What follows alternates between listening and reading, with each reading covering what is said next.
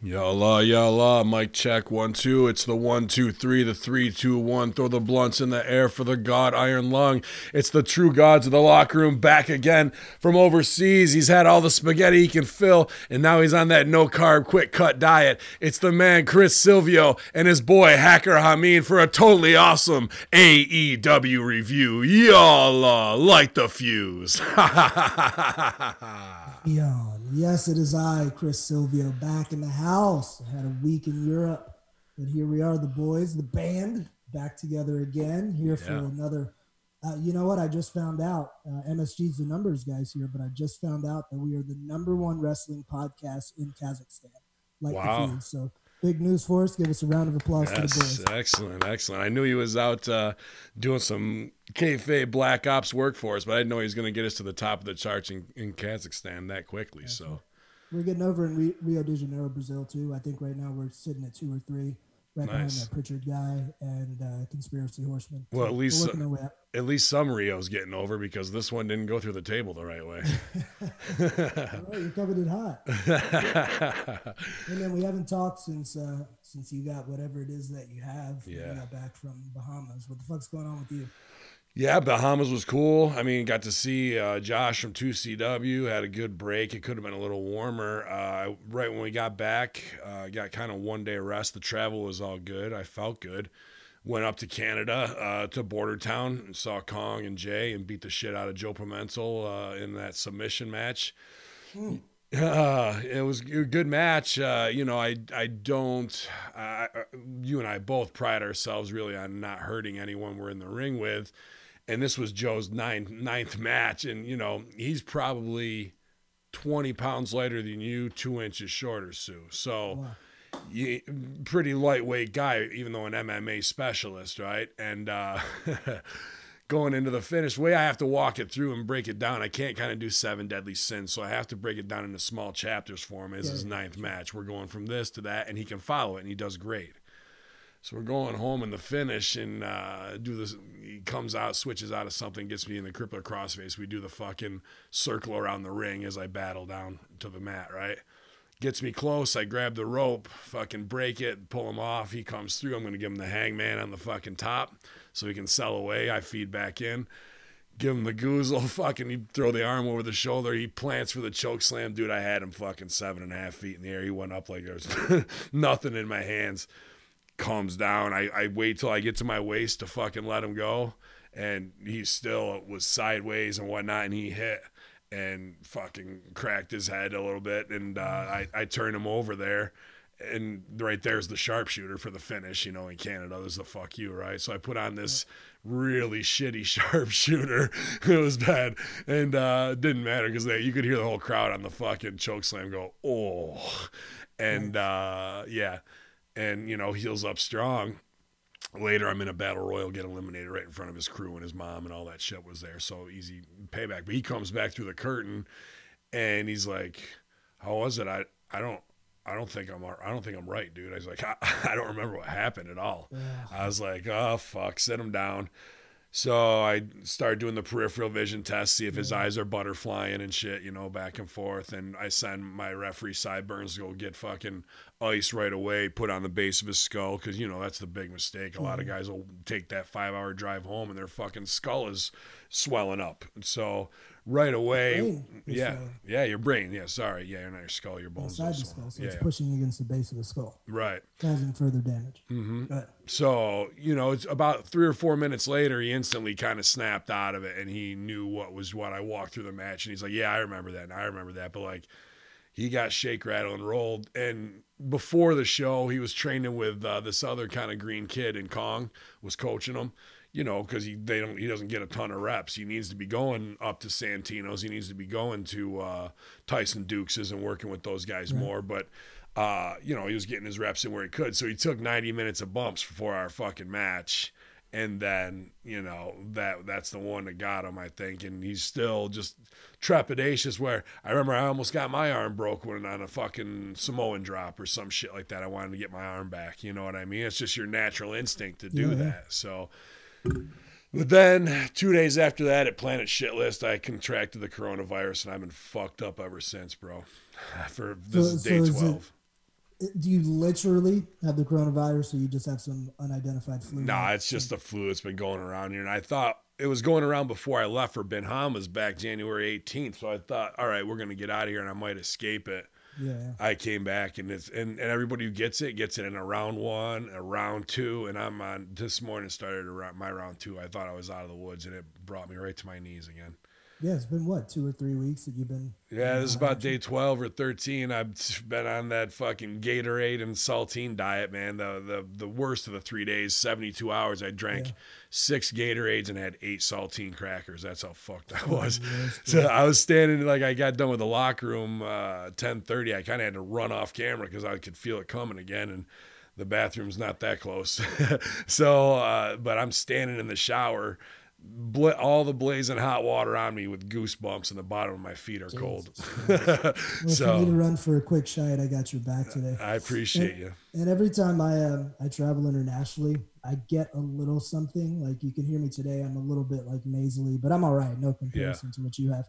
But it was crazy, man. I was walking through an airport, I want to say in Rome, and I just saw, as I'm going from like one section of the airport to another, they had a group of Asians, kind of all with face masks, and they were all kind of like pushed with airport security to one room.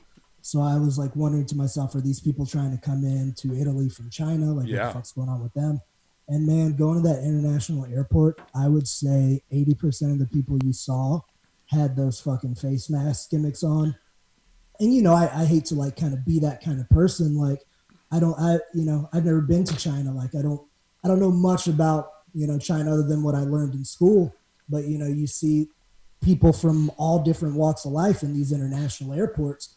And every time you see somebody, you're like, oh shit, you know, they got the face mask on. What the fuck? Am I going to catch it? So I'm thankful to just get away with the sniffles, bro. But, do you hear Eminem has that shit? So one of my students yesterday told me Eminem's the first celebrity with coronavirus. I haven't fact checked that, by the way, but have you heard about this? I didn't hear any big celeb outbreaks of the Wu-Tang flu, but you know, we'll see if it's the real deal or not. We talked a little bit on the Horseman about it last night, which was crazy to me was, and this wasn't something that just a fan sent us. GGP went into his kitchen. His wife had just bought new Lysol wipes. Dude, first thing on the list, he takes a picture of it, protects against human coronavirus. Now, to have something ready to go like that and printed, dude, that's a lot of production time. And why, when was the coronavirus in the human lexicon? Not that this is what I have. I just have the flu, but there's a lot. Have you been to the doctor, by the way? No, I haven't gotten any of the antibiotics because Jesus Christ. It hasn't hit me like, you know, I got over the fever and the chills and shit that would normally drive you down to where you have to go get an IV and all that. So I'm kind of over that. It's just the grossness of it all really right now. So that's as long as I don't cough and shit my pants at the same time, I feel like that's a win, you know. Okay, it looks like the Eminem thing was a hoax. Okay. Like shitty, like worldnewstoday.com. Gotcha. Put it out and... Well, I mean, there's a lot going on there that is kind of crazy with the response and the sell for it with the censorship when it first came out, that it has a component of AIDS in it. The news company, independent news source, the independent news source that broke that on Twitter was instantly banned from Twitter, dude. So, like, why are you selling for that? Because that makes people go, holy shit, they shut them down. That's a piece of truth. And now we're talking about censorship as it comes to it. And then also from there goes into that it was patented in 2015 and 2018. And, you know, China, we're building up a Cold War against them. There's a lot of what ifs. I was even looking at like the Space Force stuff with General Quast when he was some videos I watched with him. They're into the Cold War thing. And then also with China itself being a social media score, you know, communist front, like with a social media score, and you're constantly under surveillance. Dude, these are the people who said you can't have a kid to their entire population for a year and murdered hundreds of thousands of babies. There's a very disturbing documentary on it right now on Netflix where in their dumps and stuff, you could go and find thousands of aborted fetuses and whatnot, dude. Like, that was just what they did so their country could move forward. We can't even think about America as a country doing that as a native thing of like, you know, for prosperity. But now where they are compared to where they were, it did work, which is sick and fucked up.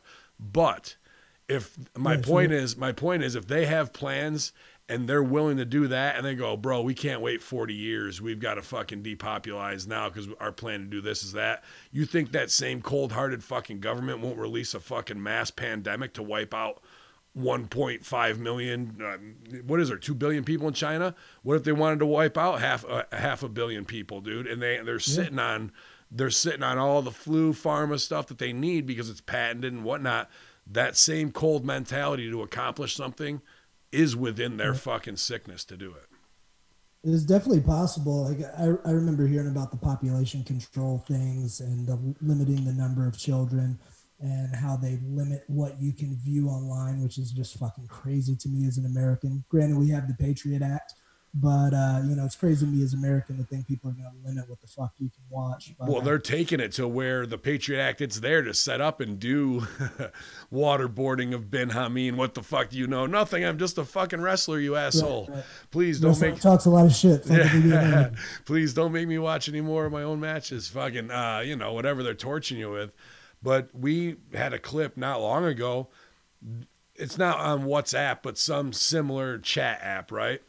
Yeah. They had this guy sitting in what looked like if you were to take a steel cage of a bathtub and then like even a bassinet, like the Baby Yoda thing where it comes up over his head and it was like made out of all roll bars. Then they had the motherfucker handcuffed to it while he was sitting in it. So there's no way for him to hurt himself, jump out or whatever. He's sitting in front of a panel of a tribunal of police officers or some government officials in uniform, and he's going, "I'm sorry, uncle, I didn't mean to say that." Where he was just bitching because he got a traffic ticket at a like DWI stop point or something like that because his fucking registration wasn't right or some shit, right? Yeah. Dude, they had this motherfucker handcuffed, making him apologize on camera before they sent him, or they were going to send him to fucking jail. Like, because they read his chat.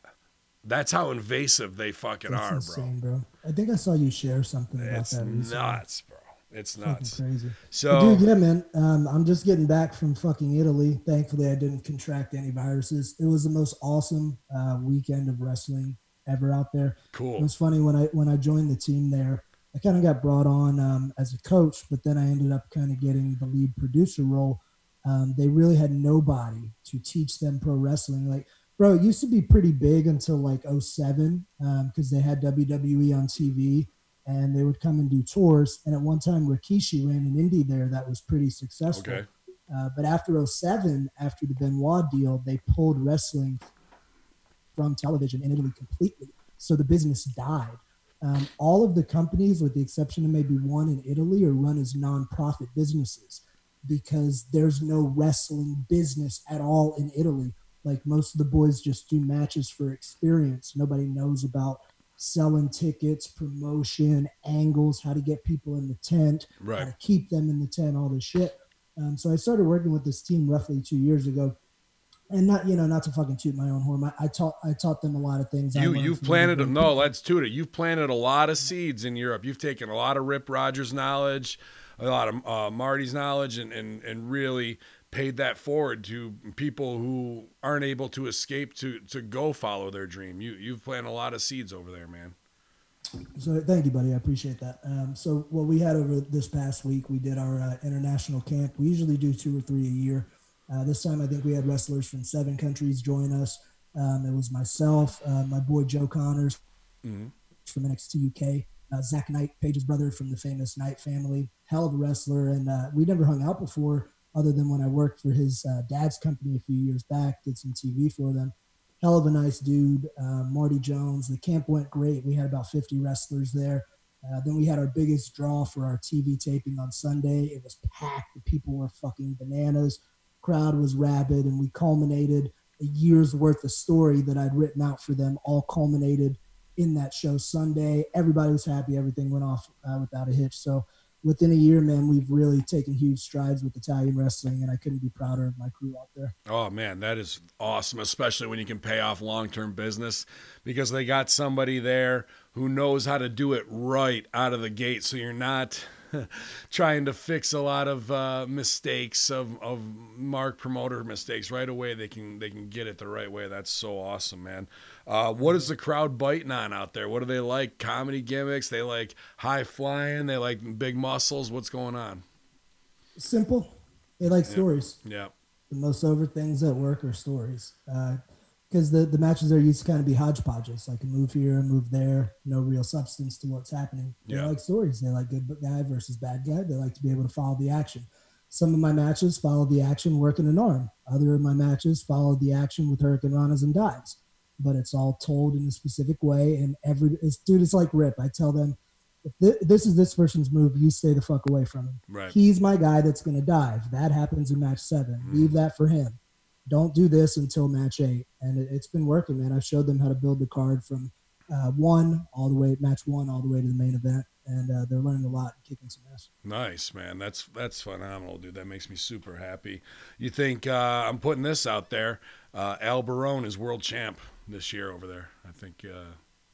Man, I haven't seen Barone. He might have some ring rust, bro. 10 years ago, I would have said, "Fuck yeah, Barone for president or prime minister of Canada." He's up there now, Toronto. He's running his own mattress company and whatnot, man. So he's doing good as a businessman, a man of business, if you will. By the way, like the Fuse fans out there, if you have not heard of Al Barone, get on YouTube immediately following this episode and just type the words Al Barone. Yeah, I think I have a playlist, the best of Al Barone, which is just him punching out hog wild most of the time, but it's a good time. Hey, we got a couple news topics before we jump into this week's Dynamite recap. First thing I want to ask you about, I'm sad that MSG isn't here, but I'm glad that I get to introduce this topic to you. I just realized as I was coming home from the airport, I'm fucking around web surfing, and XFL is upon us. It's starting. We're about to have the first game. Yeah, the Renegades, the Vipers. All right, yeah, it's here. Kind of a tough week to kick things off with a big smile when 2 of your presidents are gone. You're being sued by the Oklahoma Firefighters Association for a measly $7,000 investment that they have in your billion-dollar company. But it says, hey, you said you weren't going to cross the streams between wrestling and XFL. So now you're pigeonholed because you kind of can't come out and do the big, I want to be the face of the XFL because, it's both. So it's kind of a strange, quiet, soft launch. I don't have conventional TV, but I haven't seen a lot of pop-ups for it online or in my news feed. Not a one. Had I not stumbled upon it in the airport, I would have had no fucking clue. And then it dawned on me, oh yeah, it's supposed to start in 2020. It is 2020. Fuck. So like marketing wise, I'm going to say we got issues. Stock price goes from $68 down to $49 to $46. Loss of $200 million, $650 million total, ratings at 2.0 on wrestling. We're in trouble, kids. So to not have a pivot on the XFL or even let me know what NFL guys are going to be there. Is there any star draws?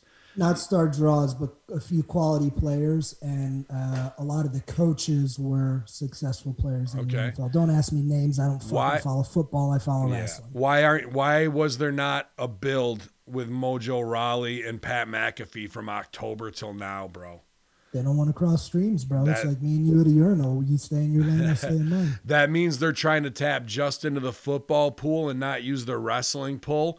That is insane to me. That's insane. That was what they did last time when they had JR and the King calling the football games. They had The Rock show up. Right, but those guys aren't real football players. Pat McAfee and him are, and you could probably Gronk and have that like the real angle. Instead, they're just squashing the shit out of him as the 24/7 title with Mojo, and McAfee's been gone since ever that little run in with Cole over the fucking stupid shorts tuxedo.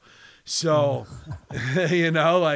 they're missing on even their investments of hiring football guys that should have been their conduit to bring their wrestling audience over for sure. So we had a strong base to build from. Instead, it's a real flip of the coin in week 1. And then week 2 is up against the Daytona 500. Fuck. So they got to come out swinging in week 1. Yeah, man. You better have fucking naked cheerleaders or something, bro. I think what they're trying to do, bro, is honestly what AEW tried to do against WWE. Of course, they're coming on while NFL's in the off season, but I think they're trying to be that alternative that offers something different to the fans, like especially the casual fans. Like I remember having an ex a while ago that never watched football that I had to explain every time it stopped. I had to explain why it was stopping, and she's saying, "Why they're stopping the game every 30 seconds?" So they have all these weird rules in XFL I read up on that keep the games moving quicker, so all games end within the 3-hour time limit. Yeah. So I think they're trying to appease the fans like that and literally kind of be the AEW of football, but it's all going to come. The reason why AEW is thriving is because they came out fucking swinging with their pay-per-views, and when Dynamite came on, they came out fucking swinging. The first episode was a hit. You had Jericho, you had the fucking boys. They showed up and said, we're a major fucking player, and they've been enjoying the ride since. So, I mean, that's got to be the same way with XFL. If gameplay sucks on week 1, they're fucked. Yeah, I could see them wanting to do that and speed up the game and be different and whatnot. And I look at the NFL now. They stole a shit ton from the original XFL with the cables that go across and how the cameras follow, dude. Like all that production they stole from Vince. And I don't doubt that Vince and his guys are going to have interesting ideas how to change the game where it's not too far out that will also be adopted by the NFL. But I'm a marketing guy, man, and in this last month I'm shocked and awed that how little I've seen placement. This should be on every bus in every major city. This should be in every WWE show as a commercial. This should be even on AEW's as a FU, you know, and they did one XFL thing and then on the Super Bowl and then the announcers no-sold it completely, bro. And that's on the channel they're going to be on. So I don't know. I'm not as confident as I would want to be going in. There's a lot of bullshit in WWE that has got to be affecting the stress level of the old man on this launch right now, dude. Before we move on in the news, you want to hear one thing that's going to blow your mind? So I live in Tampa Bay, Florida. We have a team. I have not seen not a one thing anywhere around the Tampa Bay area with the team name, the logo, XFL. What are you guys, the Tampa? Not one. I don't know. Where am I, or where's the? No, what is the team? The Tampa Bay Vipers or some shit. The ball. Yeah. I mean, are they giving out free tickets? If you get a pair of tickets, half 50-yard line, are you gonna go? You know. I'll go. Yeah. No, I'll buy a ticket. I want to support it. I went to the first and possibly last game. It's Chicago. It was a fucking miserable, like at Bears Stadium, dude. Rained so hard, so cold. First XFL, the old one? Yeah, bro. It was the shits. That was a long time ago. That was right when I first got to Chicago. Jesus. So that was a rough experience. I remember the sexy cheerleaders were out there freezing their fucking fake gimmicks off. It was a bad day for them, bro. Poor girls. Next up in our news, this is a tweet I found yesterday sent to Ben Hamin. Evidently, I didn't watch AEW Dark. I'm sorry. Most of you that listening know I try to watch Dark, but usually don't. And I certainly don't put it on this review. It's got a lot of shit to do. So it looked like on Dark, they did an angle where Mel and Dr. Luther turned on Awesome Kong and injured her. We had a tweet saying, Mel and Luther turned on Kong. We don't know when or if she will be back in action here in AEW. So it looks like already they're taking out, in my opinion, the cornerstone of the Nightmare Collective. I hope it's a work to some degree and not necessarily that she really is injured or hurt. I've worked a couple shows with Kong. She was always awesome and one of my favorites after, especially during what's CM Punk's wife?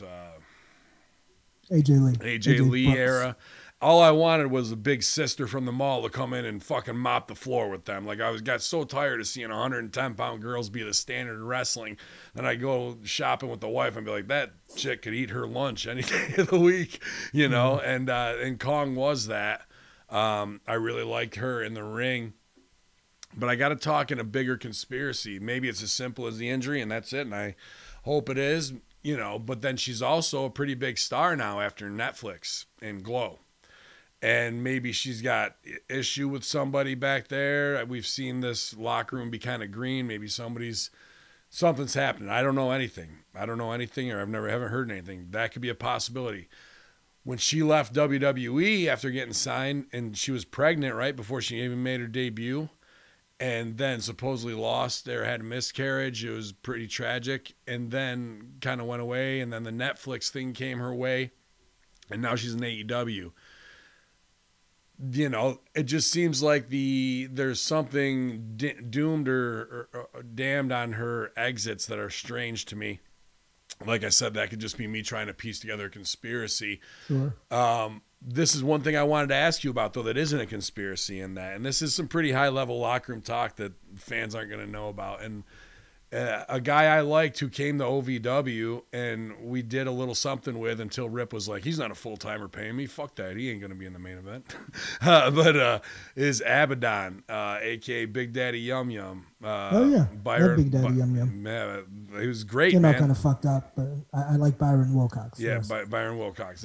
Great. You know, he works that down south territory, Florida, Mississippi, Alabama's to Texas. Texas is his main stuff. Yeah, he's worked. He's very well known, and he's a blue chip property. The guy's 6'6", 6'7", fucking. He's put together, not in a strange or awkward way, and he can do character, and he can do sex appeal, or he can heel on you. And when she was pregnant, he said he was the father, and then she lost it, and it was like this weird controversy thing where he was lying, and that came out online. Do you remember that? Like that? What? Like I think he was I think he was bucking for a job as baby daddy for Awesome Kong's thing. Like he went into business for himself, and then she lost the kid, and it was a bad look.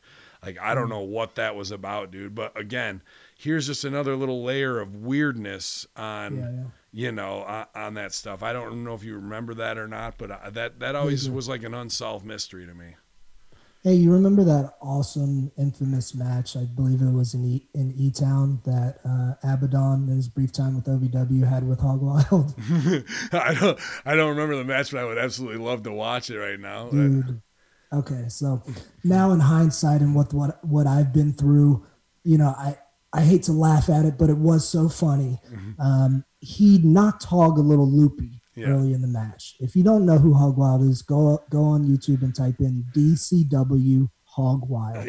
Or Best of Hog Wild. Best of Hog Wild. So Hog was a guy we knew who was crazy as a motherfucker. Not the best in the ring, but he was Hog Wild. He lived up to the name. Yeah. Hog gets knocked loopy 3 minutes into this 12-minute match with Abaddon, and he won't stay down. Like anytime he bumps, yes, I do remember. Big guy will hit him or clothesline him, and he was at least a foot taller and 100 pounds heavier. Yeah, he would hit Hog, and Hog would just get right back up. He'd try to pit him, and Hog would shoot, kick out. So he's trying to get out of this match, and Hog Wild is fighting with everything, all his might, fighting for his life in there.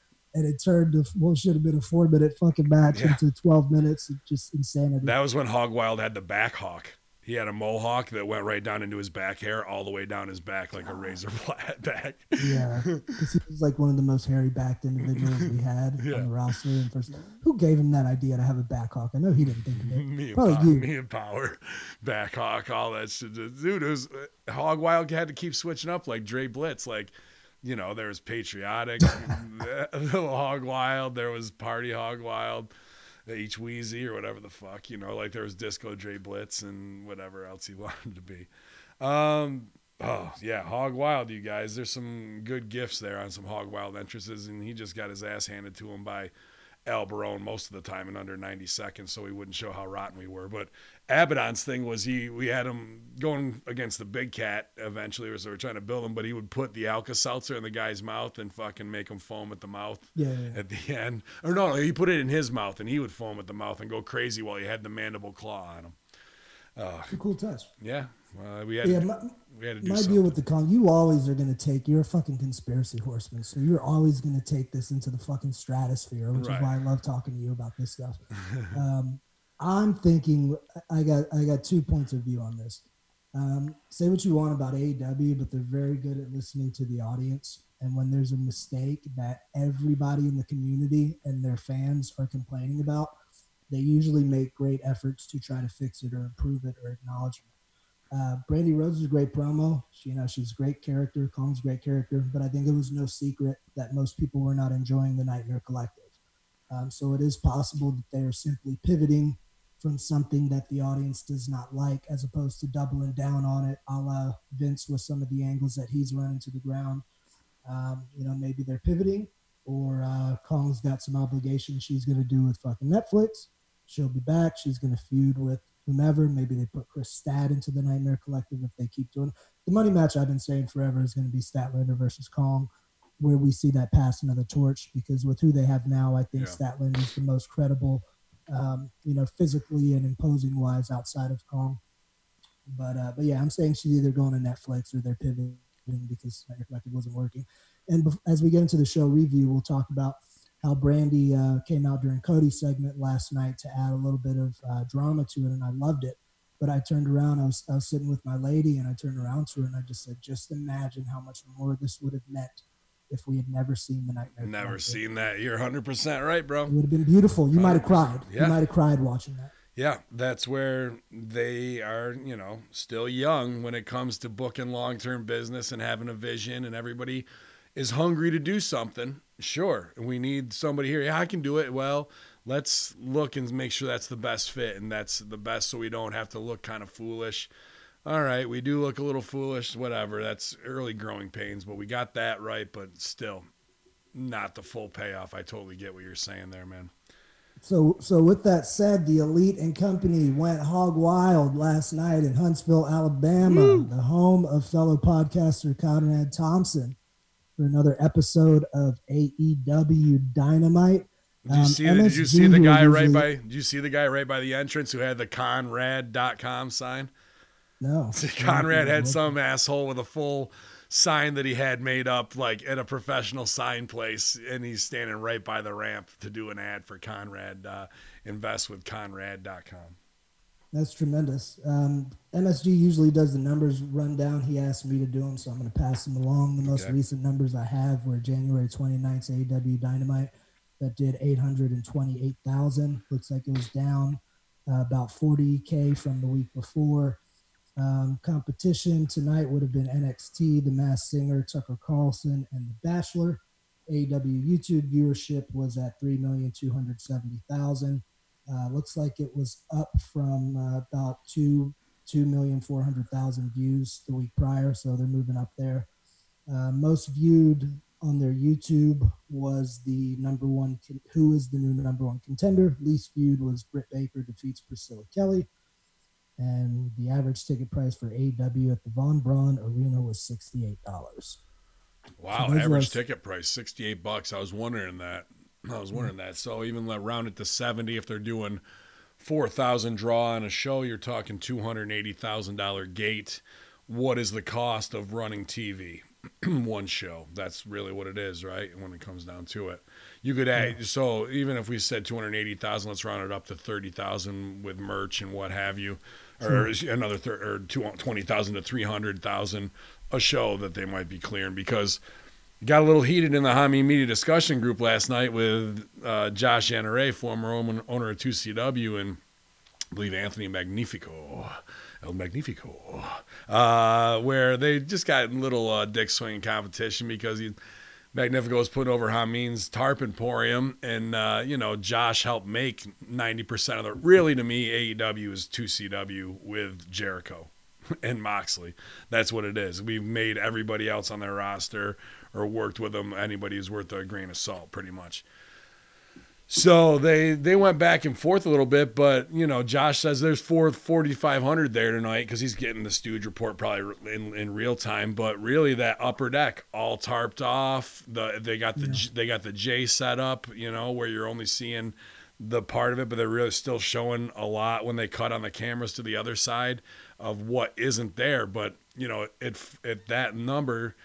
Is how much is it to run TV? If you got $300,000 from Alabama last night, how much of that is really profit, if at all? Right.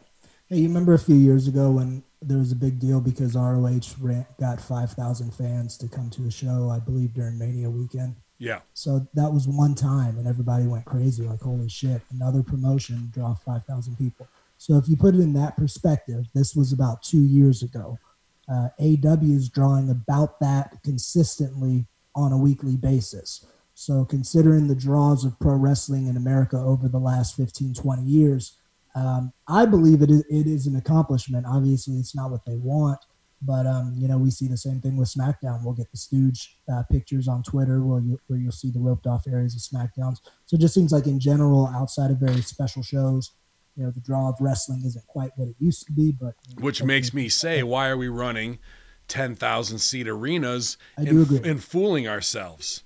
Because we don't want to look indie to run a place that's 4,000 seats and pack it out. We want to run what WWE ran so we can go see.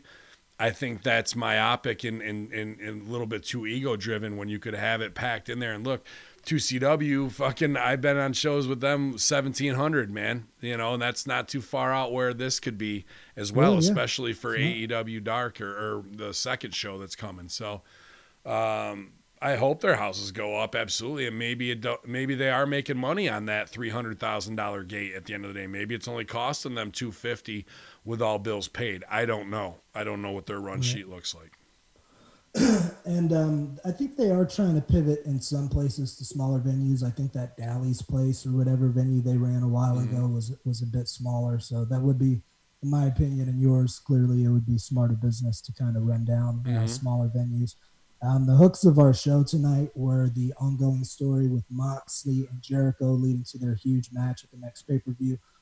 They did a good job throughout the show of telling that story. The other hook throughout the night was the dissension between the Elite, Hangman Page and Kenny Omega, the new tag team champions, and the Young Bucks. One of my favorite angles happening in AEW right now is the Hangman Page, Kenny Omega dynamic. They've really pivoted Omega 100%, got him into something people care about, and now he's coming across as a star, and Hangman Page looks like more of a star than he ever has. I agree to both of those, man. Really, if there's one person I got my eye on in AEW, it's Hangman Page, because you didn't really know too much about him except from being the Elite videos, and then he's working in Japan, and he was one of the cool guys. And now on the show here, he's really getting it more than anybody when it comes to combining character with physicality, being in the right time, and having a match that really tells a story about that between those two than it does the story in the match of the get your shit in, right? And coming up to the finisher. So, there's tension in the baby faces, and that's an interesting thing. You know what I mean? Because they're still all babies, but it's heel tension between them. So what's going to happen to make that implode? Yeah, it's great. It's different. We kicked off the show last night with a recap of the week prior, detailing the Jericho and Jon Moxley feud. Really nice video package to start. Came in hot. Jon Moxley rushing to the ring, doing his Mox thing, coming through the crowd this week to take on the Inner Circle's Ortiz. I'm going to give you a little play-by-play of what went down, then we're going to analyze this shit. We're going to hear Ben, likely rip it apart. I don't know. We'll see. So Mox takes control early on until we have a distraction from the heels, leading to a DDT from Ortiz. We did have a Pampiro Firpo reference, which popped me a little bit. I like that too, yeah. Yep. Some heat in there. Ortiz hits a sit-down powerbomb for a 2 count. Moxley busted out one of Chris Silvio's favorite spots in the world, the figure 4 out of nowhere. Babyface on the cell. Something happens. He's slapping that figure 4. I guarantee you wrestlers listening, the crowd will come up 97% of the fucking time. I got to stop you right here because here's how I started. We're doing submission match, me and Pimentel, right? Go in, I fucking go to grab him. Not even lock up, but go to grab him. Go behind, waist lock on me. I come around with the elbow. He fucking ducks that, gets the single leg. We do the hop around spot just like this, right? He does what he's doing with Mox. I have Pimentel give me a heel trip. Down I go. Snap right into the figure 4 right there, dude. He got it on quick. And the crowd came up right away, bro. And I roll it quick so I can get back on top. He rolls through, gets it back. We do the beard lock, double pull, break the fucking thing, sell away with the face. That's great. I would say that works 100% of the time, but in wrestling, nothing is ever 100% It absolute. worked there, though. It worked there, man. It was It good. worked most places for me. It's a fucking great spot. Ortiz goes to the eye to break the figure four. Like it. Moxley comes back, hits a dive, throws Ortiz over the rail. We had a big AEW chant there. Mox hits a black hole slam for a 2 count. Ortiz backdrops Moxley out of the ring, hits a sweet little flip dive through the ropes of his own. He ends up crashing into Santana for the 1-2-3. John Moxley is victorious. We had some really great business done post-match, but before we get to that, give me your Hamin analysis on the matchup. First thing, I'm like, what is this doctor who's letting people fight with one eye? Like, can we get a no? You're not fighting tonight. And then he's like, fine, no, non-sanctioned. Like, give me something to even raise it, right? Like that he's really. He's getting a piece there. Like I think they missed a little bit in the stakes. I was a big fan of LAX, or have been, in all their formations with Homicide or these guys, or with Anarchia, our boy from Los Locos, Matt Barella. They've always been an awesome faction for Latinos. And me being a hip hop guy, I love that gangster shit. So for him to come down in the painter's gear with the old with the straps down, and now he's a kung fu werewolf and doing character with an afro, and they're supposed to be brown pride. Like, it's real confusing to me, that they're just some Latino hitters for Jericho when they could be so much more. So I think we're leaving a lot on the table by not establishing them as LAX more, man. Like I don't like them as a clown as much, because they're just too fucking good of being badass dudes, and I think they're taken away from that by doing that stuff. So match wise, I didn't have too much of a problem with it. There was one spot I can't remember. I was like, no, Rod. Like they did something back and forth where he didn't sell it out of nowhere, and then he hits him with a pop up, some fuck off thing. But yeah, aside from that, I think Moxley totally gets it. I wanted to put this out there because I was not a Moxley detractor. I guess I was in WWE, how they booked him, especially. I think he's the worst WWE champ of all time because the creative sucks so bad when you've got a James Dean level cool guy and you're not getting anything out of him how you should be. And that's really why he left. But on the locker room this morning, I put over that there is talk that he has an out clause by June, and that Vince might throw silly money at him to fucking bring him back. And what would that fucking do to the whole dynamic of wrestling if Vince goes, fuck that, I'll $5 million, and he fucking bites on it to come back to do a Bobby Lashley banging his wife angle, like, and be miserable. He's going to get shit on if he comes back. Fuck yeah, dude. Of course he is. But how bad, what's your price to get shit on every day? I don't think he'd take it, but, money talks, bullshit walks. Yeah, man. Yeah. So that's just something interesting that is like we'll see, integrity over cash or what is, or maybe he got to over here and it's not everything that he thought it would be dealing with Tony Khan and them either. It might not all be sunshine and roses. So just an interesting thing here, but I thought it was a good way to open the show. Crowd was hot. Absolutely. And, you get Jericho and Swagger and Sammy over. I think they were on commentary, by the way. Sorry, I forgot to mention that. Yeah, it was good, man. I think everybody played their part. So a nice, solid little match. Then we had the meat and potatoes come at the post-match angle.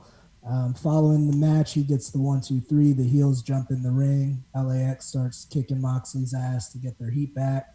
Moxley ends up bumping them around. He grabs Santana. He pulls out from his pocket a set of car keys. Jericho saying on the mic, "No, those are my keys," from the car that Moxley stole from him about a month ago. He proceeds to take out the key. Jericho saying, no, don't do it. He puts the key in his knuckle, and he jams the key into the eye of Santana, causing him to roll around in pain. The heels rush down to the ring. The medics rush down to the ring. Moxley retreats through the crowd. It's cool that they're still continuing this eye for an eye story, the symbolism of it, and we come back to it later in the show. What'd you think about this post-match angle? I like the violence for sure. The car thing, they keep putting it back in. It's a little wrestling cheesy for me. This is where I want AEW to be doing more cutting edge stuff. This feels like some old wrestling to me when they do this stuff, you know? And all these guys are cooler than that. But at least I don't know. I like that he hits him with the fucking key and then gets out of there. And they just should have sold the shit out of that eye and have blood and everything ready to go. You know what I mean? But to make it look like you really gaffed him. Or do you, I mean, I like the quick punches. That's a fucking real thing to get out instead of being like, I'm going to drive it into your eye. But wrestling wise, that's a better visual. Like he should have put it like there in the corner and as a worker been able to drive it into his hand but make it look real. You know what I mean? Sure. So I don't know. Like they both could have worked. I think the way they did it wasn't bad by any means. And got out, the baby face got a little retribution and got out of Dodge before they could fuck him over again. Boy, I'll tell you one thing in the match though. When he hit those steps on the blind side of his fucking eye, bro, he went in hard as shit when he hooked him in there, dude. Like, I don't think he could see depth perception, how close he was.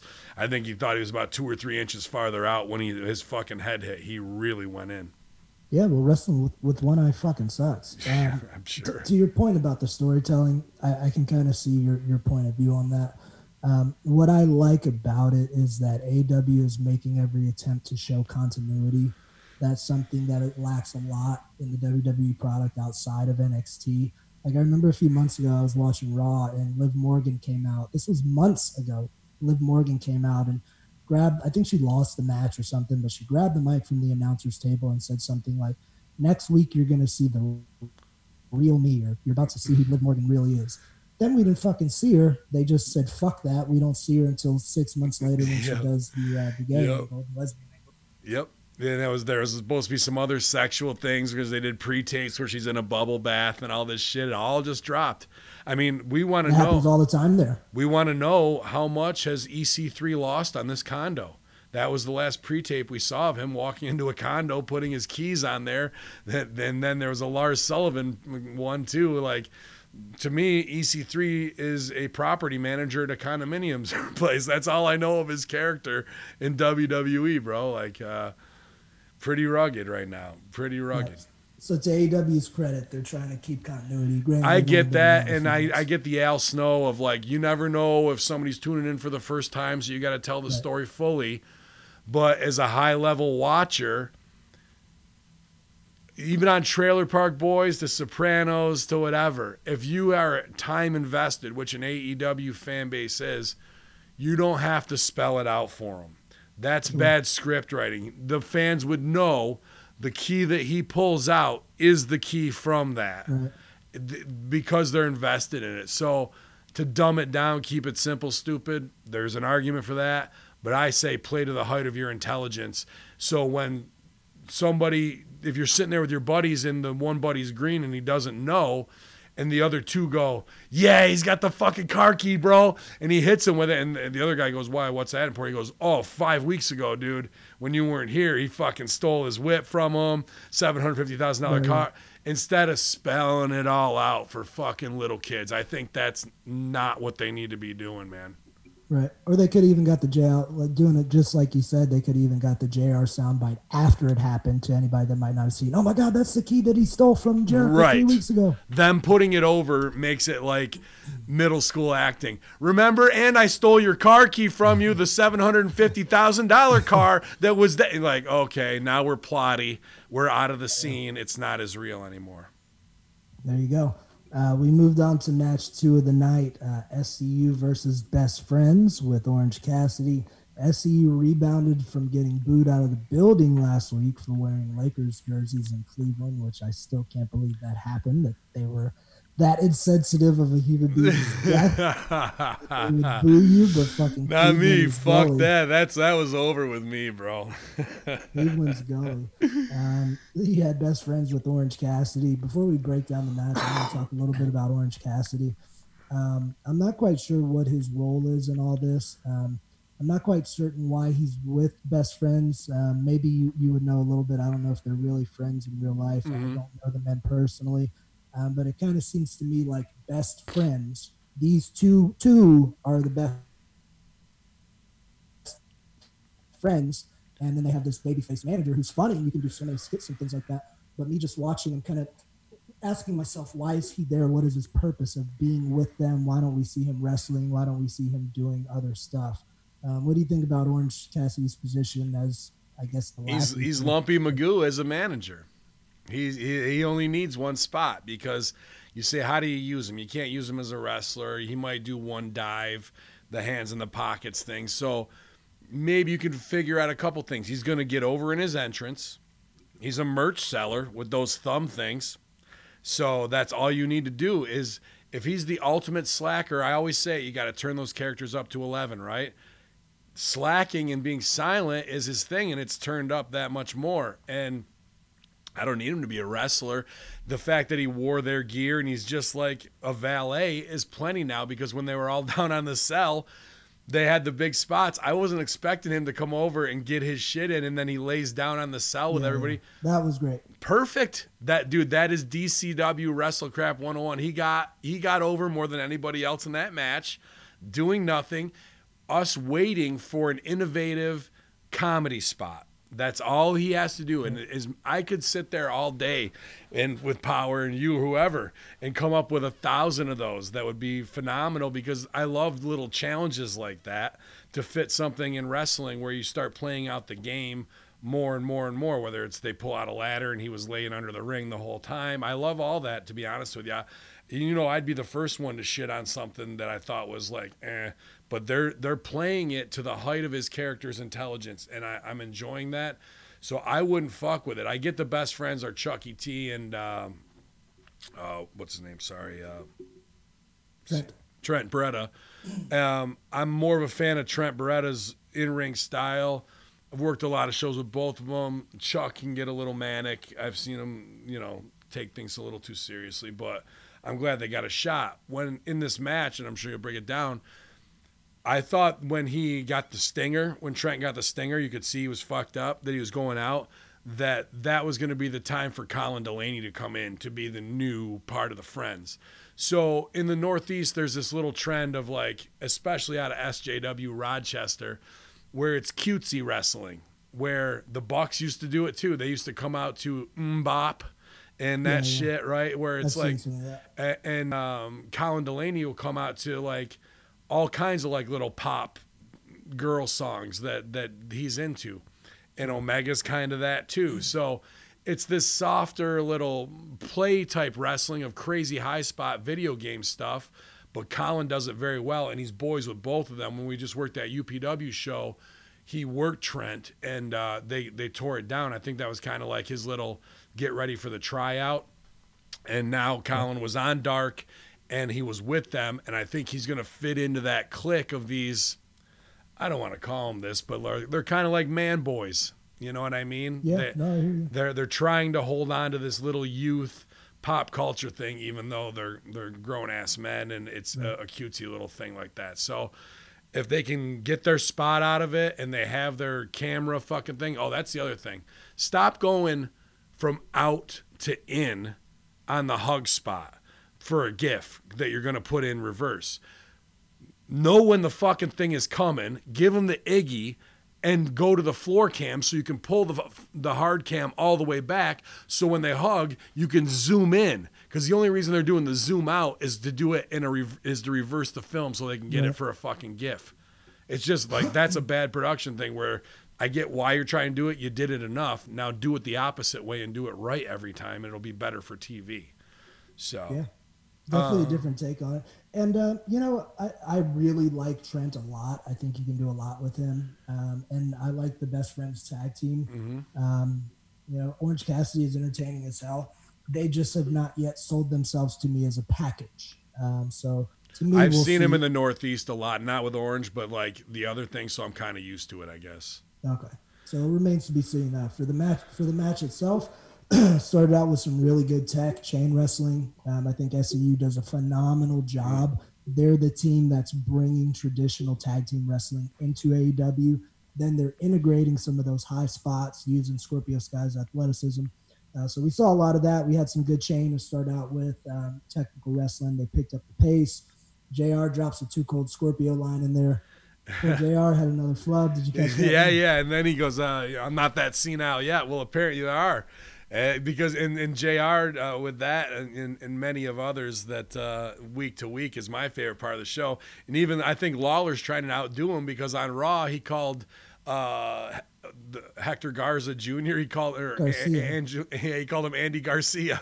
So like these old guys, man, they just don't give a fuck, to be honest with you. But if you notice, this was the only time JR corrected himself. So what I was thinking in the moment is, does he have a bug in his ear? Is somebody watching for that and saying, JR, no, it's such and such? I think so. You got it this time, because some ass face motherfucking fan got into it and JR sold for it online this week.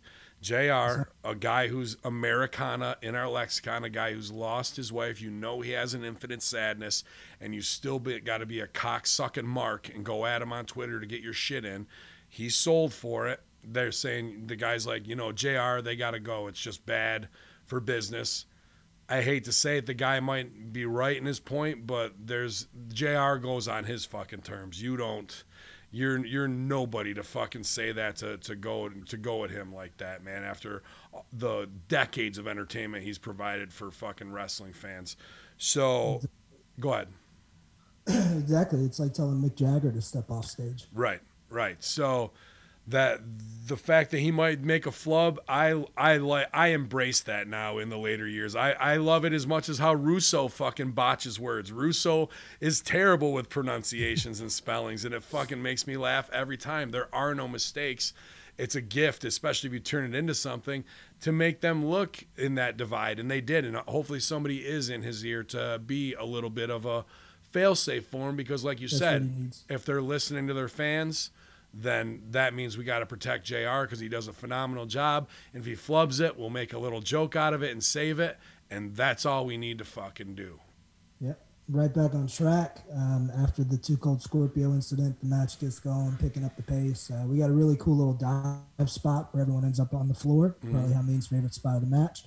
Orange Cassidy, it's time for him to shine. He walks around. He sees everyone on the floor. He decides, oh, fuck it, I'm going to lay down too. Lays down, Ferris Bueller style, puts his hands behind his head, crosses his leg with his knee up, crowd goes bananas. Yep, that's it, man. I mean, they're waiting with bated breath. What's it going to be? And there it was. It works. And I say keep playing that out, dude. I would love to write a love interest for him that is an identical character. Like same thing as we did with Serena and Lumpy, dude, and you just adopt that game. They hold hands, but they just touch pinkies together. That's as close as they really ever get to whatever. They go to hug, and both their hands are in their pockets, and they just come in. That's pretty great. Like there could like be to see that one. Yeah, there's 100 different things you could do to make people really love them, and love him even more. So, as far as the best friends maybe not being the most testosterone laden thing, it's a good comedy break. They have a lot of spots that are going to keep them in the match where it's their time to shine. And I like Trent. I think, to be honest with you, bring in our brother, his ex-tag partner, Kalen Croft, as a heel to fuck with them. I think that's, if you're looking for somebody to come in and have real history and break up a friendship, you know what I mean? And now you have something in between there. That's the business for those guys, I say, down the road. That there's a lot of meat on the plate for that. Yeah, definitely. That would be an interesting angle to dissect. We went to picture-in-picture off of the dive skis. We come back. We start telling a little bit of a story. Where does Trent have a stinger? He kind of starts selling his neck. He takes a backstabber from Kazarian while jumping off the second rope for what looked to be a back elbow.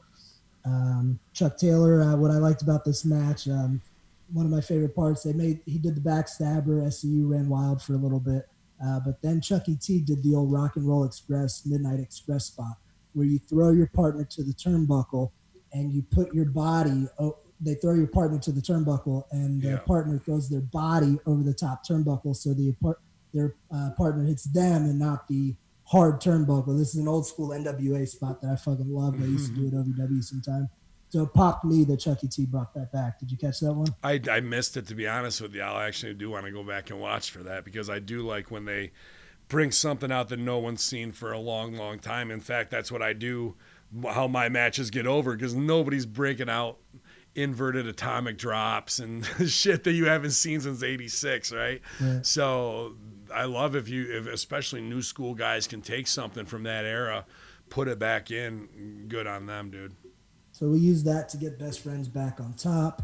They go for their finish, but Scorpio pulls Chucky T, I believe, off the apron, gives Trent a Mafia kick into a Sunset Bomb from Kazarian. Yeah. SCU picks up the win. Yeah, I was worried about Trent here. I don't think that was a sell on that stinger. I think he's fucked up. And for him to come in after the stinger and selling it and then take that backstabber and be there for these finishes, I was like, ugh. Took a lot of bumps after that. Yeah, dude, a lot. And every one of them you could see he was like grinding his teeth to get up to be in the spot for the next one, dude. So as a pro, he was there for everything, and it was clean. And he looked flawless. Yeah, it was clean as a whistle.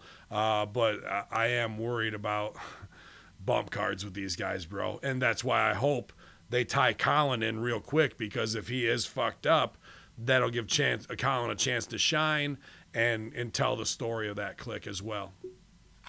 Yeah, definitely. And that's something we've been talking about for weeks on the show is the risk that, these guys take to have the style of wrestling that they do.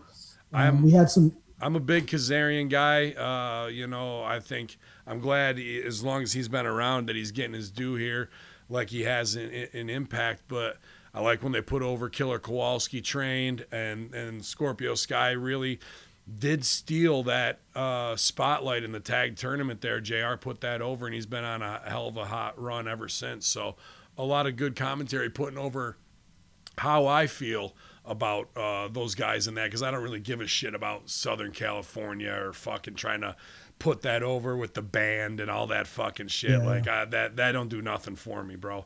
These guys are pretty fucking seasoned veterans who are super athletic, and that's all I need out of both of them. I don't need nothing else. Yep, they get it done in the ring. Post-match business, we had the Dark Order come out. Again, I think this kind of thing is a bit better usage from the Dark Order than some of the angles we'd seen a few weeks prior. Dark Order comes in, puts the beat down on everyone. They had the tag team. I can't remember their names. Maybe you do. And then they had a couple of the jabronis in the suits and the masks. So they do the beat down on all four men. Then in comes Orange Cassidy.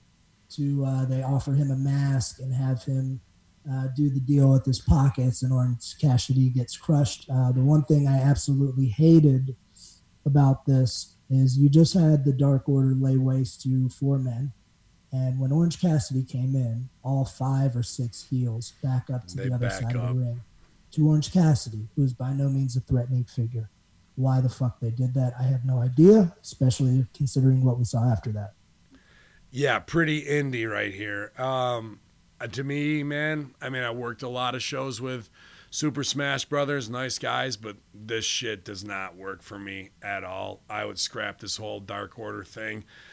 The fact that these guys are still wearing Under Armour, now they cut quick on the camera to block any 40 punches before they didn't stand with anybody in case somebody's still fucking rotten, It just looks super indie. And then the guys who are in the Dark Order with masks on, take the masks off. This is Lucha 101. The whole thing is demasking a fucking lucha. You don't wear a mask. Come in. You got something? Go ahead, buddy. No, I'm just raising my arms in perplexion. You're 100% correct. It drives me fucking nuts. Yeah, drives me nuts. And then down comes Player Uno in a new suit from what looks like JCPenney off the rack. It looked like a piece of shit. So, it looked like something that he got out of his brother's closet, who was 30 pounds lighter than him. And it just does not look good. Yeah, it does not look good. They don't look like stars. And the guys who are supposed to be your backup guys are trying to steal spotlight by demasking. And then, of course, you're absolutely right with squaring off instead of circling around him. Looked phony as shit. And we already had kind of had enough. They didn't square off. Well, they backed off. Yeah, they retreated. They backed up from one man. It's like let's get the stage picture the right way so they can see it on camera. But everybody looked like it felt like the middle school play of where do you need to stand in your blocking? Over here, everybody. Don't upstage me. So, the spot's cutesy, but in the end, it really kind of took a lot of air out of the coolness of what just happened in that wrestling match. and made it feel kind of shindy to me, dude. I just don't think in the video game world we live in, Super Smash Brothers is a cooler fucking thing than Dark Order to me, where we're yet to find out another asshole above these assholes is the one that's really pulling the fucking strings. And lo and behold, it'll probably be Chris Daniels from the beginning. Oh, I fucking didn't know it. Like, again, here's the key I stole from your car that was $750. Like, all right, bro.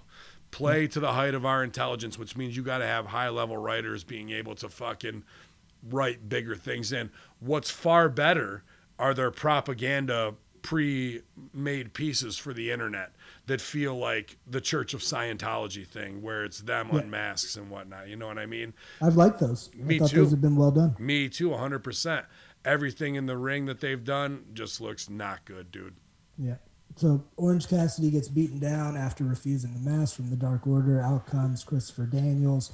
They all retreat. Daniels in the ring. Babyface Fire challenged them to a fight. Dark player Uno, what's his name now?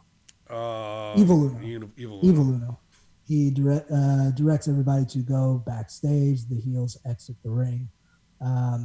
Again, they talked about how Dark Order wants Christopher Daniels. I've been saying to MSG for about a month now, Daniels is going to be one of the leaders of Dark Order. We'll see. Either they're going to swerve us or they're going to go that more traditional, as you call it, middle school play type of booking where it turns out to be him. So it is, man. I mean, pick somebody else. Who's it going to be, dude? Yeah. Maybe it'll be Riho. Speaking of Riho, we went into our women's match for the evening. Britt Baker versus Yuka Sakazaki. Sorry if I butchered that. Oh, you got it. You got it. Yeah, Yuka Sakazaki. I remember liking Yuka when I first saw her at one of the pay-per-views. She has kind of like a fun babyface dynamic, and she's athletic. So she has some star qualities to her that I liked. Britt Baker came out as a heel. This is the first time we've seen her truly work a match as a heel. So to quickly break down the match itself, you had Yuka using her speed. Britt Baker was using the more traditional heel style of wrestling, backing away kind of thing, taking strikes instead of trying to out-wrestle her with moves. But we did see Britt Baker step up her aggression quite a bit in this. We saw Yuka come back with some weak-looking forearms and a sloppy Rana.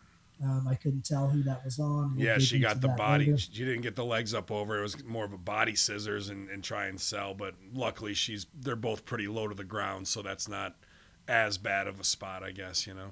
Yeah, so they get out of dodge. Yuka hits a huge dive to the floor that looked pretty good. Fires up on Britt. Britt comes back with some strikes that have been some of her best strikes I've seen her throw. She cuts the babyface off with a super kick, hits that spinning neckbreaker, swinging neckbreaker thing for a 2 count into the lockjaw. Again, very aggressive from Britt Baker on this. Yuka rolls her up and gets the surprise 1-2-3 out of that. We had some fun post-match business, but what'd you think of the match? I was very pleased, to be honest with you, after me being the promo guy. And Britt Baker just not being protected or not being well rehearsed, and we're going away in her promos. And what's the payoff with Shivani just to get her to heel turn, And then we get the Magic Girl, who's cute as can be, and it looks like a whole new world, a new fantastic point of view or whatever. And I liked it. The big anime look on her with this little tiny thing, and she's cute, like you want to put her in your pocket and walk around with her all day, and it worked here because we've been on the Britt Baker tear. How could you hate this cute little girl? I thought like that thing in her hair, I was like, does she have one earlobe with a fucking 4-inch spacer in it? But it was something in her hair where she did like the spacer thing, which if that was me as a heel, I would have grabbed that fucker and whipped her around by it, but that's me. The match was really good because she did step up her strikes, man. Like there was a lot less air in her strikes and from some of the other matches I've seen. The tempo of this match was up. There was that flub spot that could have happened to me easily, if I was doing that same shit with a smaller person I haven't worked with a lot.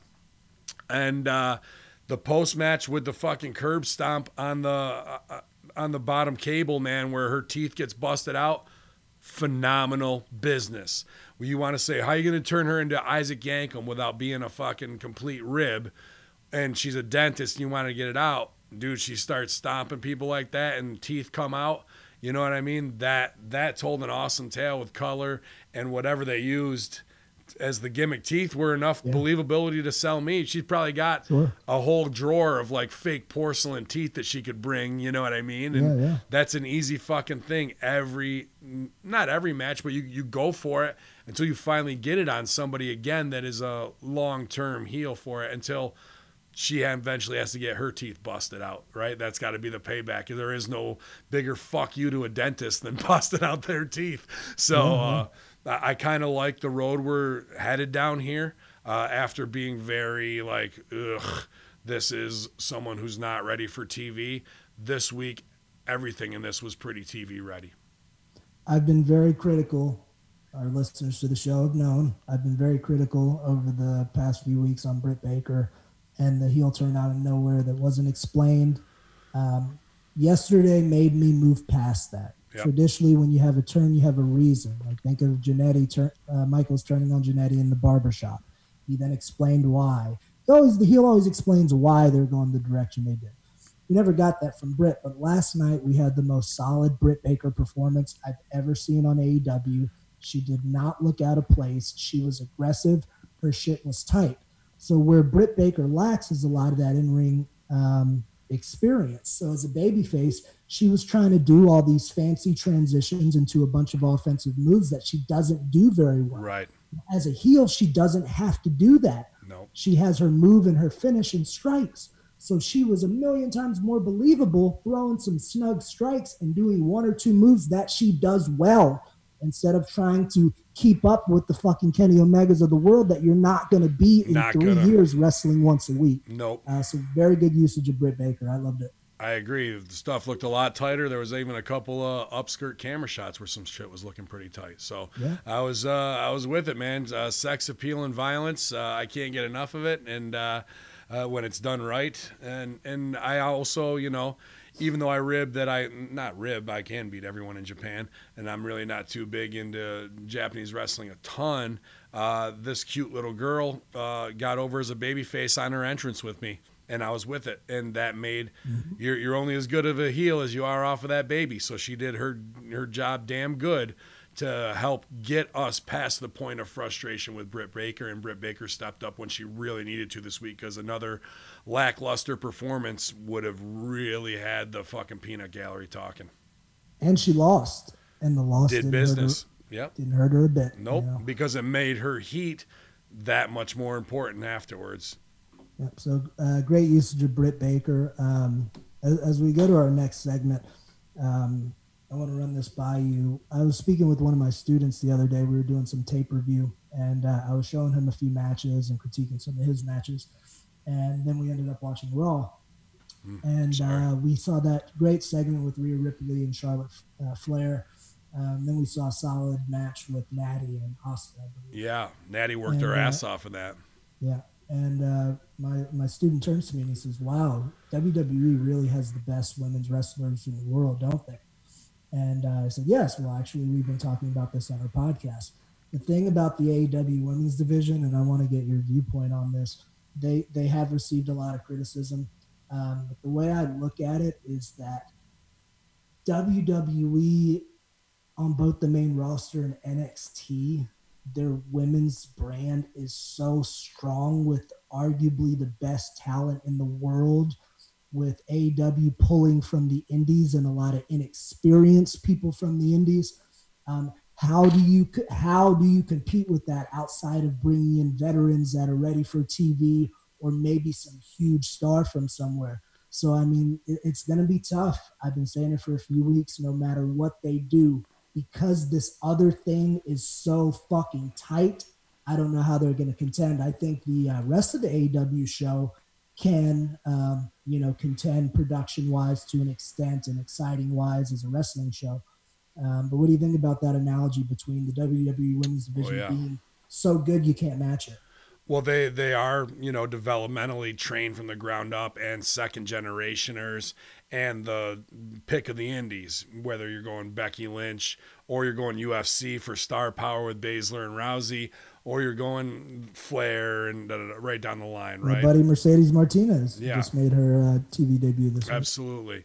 One of the best in the world. And then, to be honest with you, you could also almost argue that WWE doesn't have the best women's roster. That you could say Tessa Blanchard, Taya Valkyrie, ODB are right up there in like being able to fucking toe that line of like who can go. So now Impact and WWE have all the top women, and you're left with the Shine Girls and Shimmer, which I'm not saying they don't go and work their asses off, but to me, that's the tape trader masturbator fucking one level of above apartment wrestling, where sexy girls can get ring time, but it's not about the quality of wrestling in the Berwyn Eagles Club when Shine is fucking taping there for their DVD sales, right? It's not about furthering women's wrestling to the nth degree. So unless there is a whole women's fed like Glow that starts where they can get reps in and they become technicians, you're always going to get kind of the third stringers. And then you have to fill in with girls from Japan. And that's just a little kind of a Band-Aid on it to add some international flair. They really don't have the talent pool because it's all been eaten up. Where are they going to get them? If I was going to go get them, I would get Christina Marie out of the indies in the Northeast. She's a power lifter, very cute, has the red hair dye gimmick. I would get Holodead, this African-American girl who paints herself up voodoo child style and is a fucking awesome worker as well and works the indies. I would get, I would go to Lewis. I would go right to where he's training a lot of guys and girls right now. He brought them Karen Q. He brought them Deonna Purrazzo. He finds the sexy girls and he teaches them Rip Rogers basics.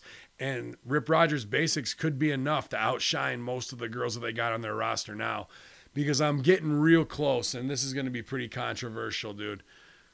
The Nyla Rose thing to me is done. I'm almost to the point of my curmudgeonness and even being an actor who has friends who are transitioning transgenders. If you got a cock, I'm pretty much calling you a dude from now on. I don't care if you're in a women's division or whatever it is, dude. After watching that Big Swole match versus her last week, it was the most abysmal thing. I would have chopped that as a DCW dark. Like people like Nyla Rose or whatever for the SJW transgender, everybody's welcome here. When you're doing a duck one and you're fucking ducking before they're even winding up and you're trying to run forward, you look like shit in the ring. You've now gotten a job because you're a transgender. I don't want to call anybody a freak show or anything like that. It's just to fit a narrative in 2020. It's not the best person for the job. The best person gets the spot, or even a friend of mine gets a spot. This is somebody who doesn't belong in the ring. And I said that in Pop It On's Tight with Big Swole too. There was double rotten on both of their parts in that, bro. And they're just not TV ready. And just because they put them on there doesn't mean I'm going to bite on them as a star. Melanie Cruz, I think you could get a lot more out of her. She's a seasoned performer. I know we kind of critiqued her performance. It was a little rough on that one match we watched together, but there just really isn't a strong female talent pool because they're all snapped up, bro. So somebody who's a top trainer like a Booker T or Monster Factory, Danny Cage, or where are they at OVW? I mean, I think OVW's in a bubble where they think they're fucking over and they don't know how to do business to get themselves jobs, or they think that, I don't know what they think because they're not hungry enough to be going, holy shit, did you see that match on AEW? I'm 10 times better than them. Why don't I have a gig? I'm driving to every AEW show from now on until I'm undenied. And they're not doing that. So I can't really put any names out there in my mind aside from Holodead and Christina Marie that I would go to bat for and say those girls need contracts because they're better than who you got on TV already. And I've seen Holodead. I may have seen Christina Marie. I know Holodead can work. I've seen some good stuff. But again, we're going to run into that same issue because I don't believe either of them have developmental or TV experience. They don't. And they're already better than the girls you got on TV. I'm not going to say they won't go out there and make mistakes either. But I'm just trying to think off the top of my head who I think is it's hard. A quality worker. Point. It's hard to think about what they can do. I hate to shit on our OVW brothers and sisters, but that girl who just got signed, the little blonde, that's like the clueless one. She got into WOW and they were put it over at OVW. Yeah. I saw her stuff when I was there, and it's the same level. I mean, it's the same level of a third-year character greenie that you're going to do. You know, like that's it. So what do you expect to get out of a performer when you want to compare it to a Charlotte Flair, Asuka, Becky Lynch? You're going to look lackluster. So how do you protect your talent so it's not a one-to-one comparison? You have to hide your weaknesses, right? How do you do it? So we'll see where they go in the coming months with this. To briefly touch on the Nyla thing, I've said this on last week's show, and I will agree. Technically, as far as her in-ring technique, Nyla Rose has a fantastic presence, and they're really trying to, recover from the mistakes they made having her get beat. I disagree. But as far as her in-ring technique, she's still got a long way to go. I think this blowback is going to be bad, bro. Especially after impeachment and blowing up in their face again.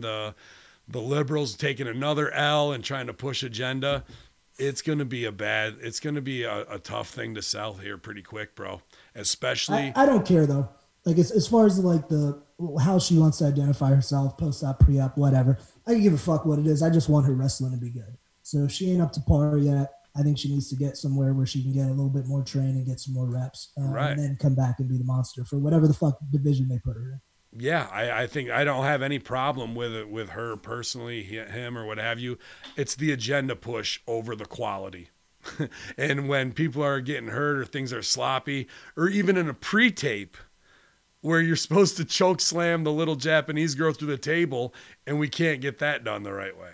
Like, do you think it's the side? Like, I do agree that a lot of the reason why they may have put her to the forefront is so she can kind of be a spokesperson for the That's the only reason she's got a job, bro. That's the only reason. Can it be her size as well? Do you think the fact that she's big has something to do with it? You got Awesome Kong. What do you need it?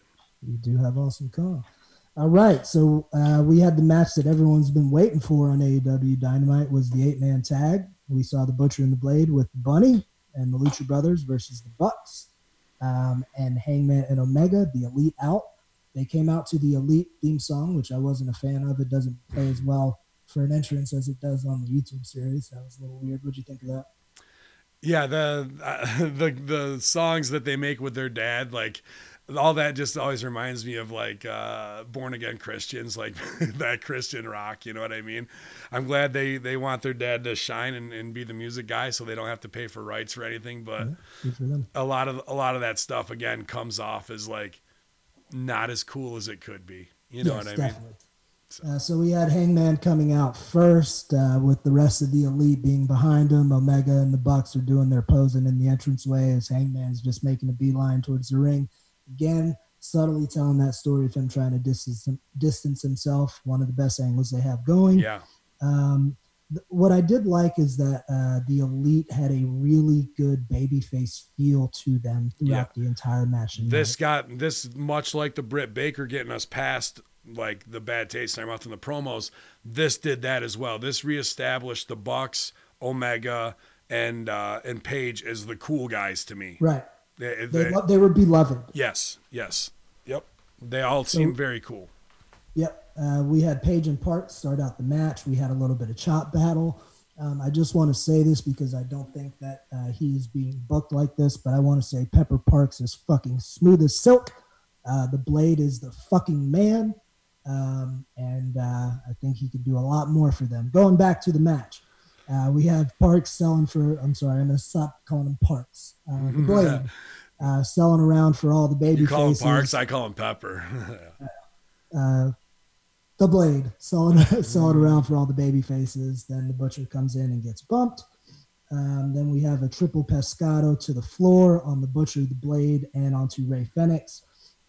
They all get in the ring, wild brawl. The heels take over after that. Then we see Rey Fenix do a crazy dive off the top rope to the floor and abruptly went to our picture-in-picture with no warning. Back from the breaks, the Jackson brothers run wild. Matt has phenomenal babyface fire. I think of all the babyfaces in AEW, he gets it the most. I know he's a big Shawn Michaels fan, so I think he sees that in his head. Mm-hmm. His fire is one of the best in the crew. I heard he's a big JD Michaels fan. That's where he gets it. Yeah, could be.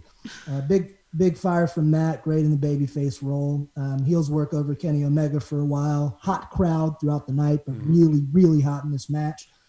Paige gets the tag, run wild. We have the chant of cowboy shit as Paige comes in. He hits his big moonsault to the floor, some fallaway slams, a bunch of cool shit. Then we just kind of had everybody hitting a bunch of moves on each other. Yeah, it was like a double shotgun finish, right? Like a lot of moves. I couldn't even keep up trying to write them down. Right. A lot of moves, and then it ends up with Paige. Paige refuses to tag the Young Bucks. He gets caught.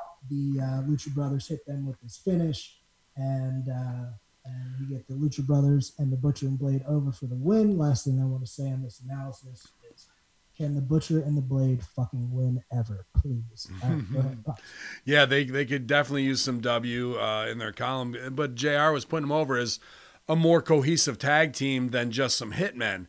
And those in the know from Northeast and that they are, and the Butcher's getting it a lot more every week. Pepper, like you said, has been smooth as silk, dude.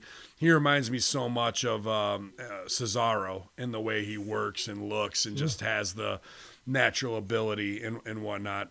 I saw Cherry in there skipping around at the end. I don't know if the bunny should be Cherry. You know what I mean? Like I want to see. I know Cherry Bomb comes from an old school emo background. Have you ever seen the pictures of her from when she was like in 8th grade and shit? No, dude, huge Jenko jean pants, like glasses, like black and pink hair and blue hair and shit, just like a total nerd. So I'd like to see a little something back from those days from her because she's too sexy already, the dark Playboy model. Skipping around, I don't know if that fits that. That's just kind of her go-to is Cherry. Her naturally is a great and bubbly person. Sure. So, but give me something a little evil there. Or is there an evil way to skip? I don't know. Let's try. I don't think there is. How's skipping going to be evil? I don't know. Smashing someone with a baseball bat as you skip. That could be it. The Harlequin kind of thing needs to be figured in just a little bit to it. Just a little bit more. I think there's something there. Throwing out little packets of the coronavirus into Yeah, right. I do want to see them go on a tear together. I think that there's money written all over everybody in this fucking match. I was kind of weird where they're like, the Lucha Brothers are out of the top 5. And I'm thinking to myself, dude, the Lucha Brothers are the top tag team in all of wrestling. Look at what these guys can fucking do flawlessly every time. So the ranking things kind of irk me a little bit with that, where I just want to see quality stuff. The other thing, obviously, the ref is buried fully in this, no less than 19 times with the double teams and the breakups and the whatnot. But that's what this match is. It's all about the saves. It's all about the waterfall or shotgun finish, if you will, and overbooking it with dips. They did it, and people got the oohs and ahs in. Everybody got to get their shit in. But at the end of the day, we still got the story over of dissension in the babyface team with Cowboy Page wanting to get his moment, and the ego cost him here. So I thought this did better storytelling than I expected it to by the time it was done. Yeah. As far as Butcher and Blade go, I said earlier I want them to do more with them. I just think they've been introduced in a terrible fashion. I believe rushed. They've lost in all of their TV matches. In my opinion, you do not build a tag team or any wrestler by having them come in and repeatedly lose. unless the angle you're going to do is the angle where they're a loser, loser, loser, they get a surprise win, they start winning. Al Snow loves that angle. We saw it with Horowitz, 1, 2, 3 Kid. Yeah. But clearly that's not what they're trying to do. Hawkins and Ryder. Yep, Hawkins and Ryder. They have him as heels. Johnny Punch. Sorry. And not that much depth to the roster, especially when it comes to heel tag teams. So I think they need to keep those guys stronger. As far as the match itself, I enjoyed it. A lot of action. I usually like those style. They did some great, phenomenal, athletic, cool, innovative shit. Dude, that Rising Phoenix kick where he fucking jumps and spins up into the air and hits the fucking... Dude, I can't fucking believe a human can do that, bro. And the way he does that that rolling cutter and twists his body in the air, just fucking phenomenal. I loved it. With that said, I'm going to go a little bit on the Hamin side on this match, is that I thought towards the back end, it was a little too movie. They didn't need that. Matt and I were putting over the episode on the boat a few weeks ago that was much simpler due to the fact that they couldn't do all these dives and they were on the fucking boat. They had due to the fact that there was fucking 6-foot breakers and 60-mile-an-hour winds. Right. So they worked a more simple style, but it was a really, really good TV show. Yeah. I think it got a little egregious at the end, with the different spots and too many moves. They did go back to telling the story for the finish, so I got no problem with that. Did you? But again, this goes back to our discussion a few weeks ago where we were talking about how do we get the masses to digest AEW? How do we pull those people in to watch?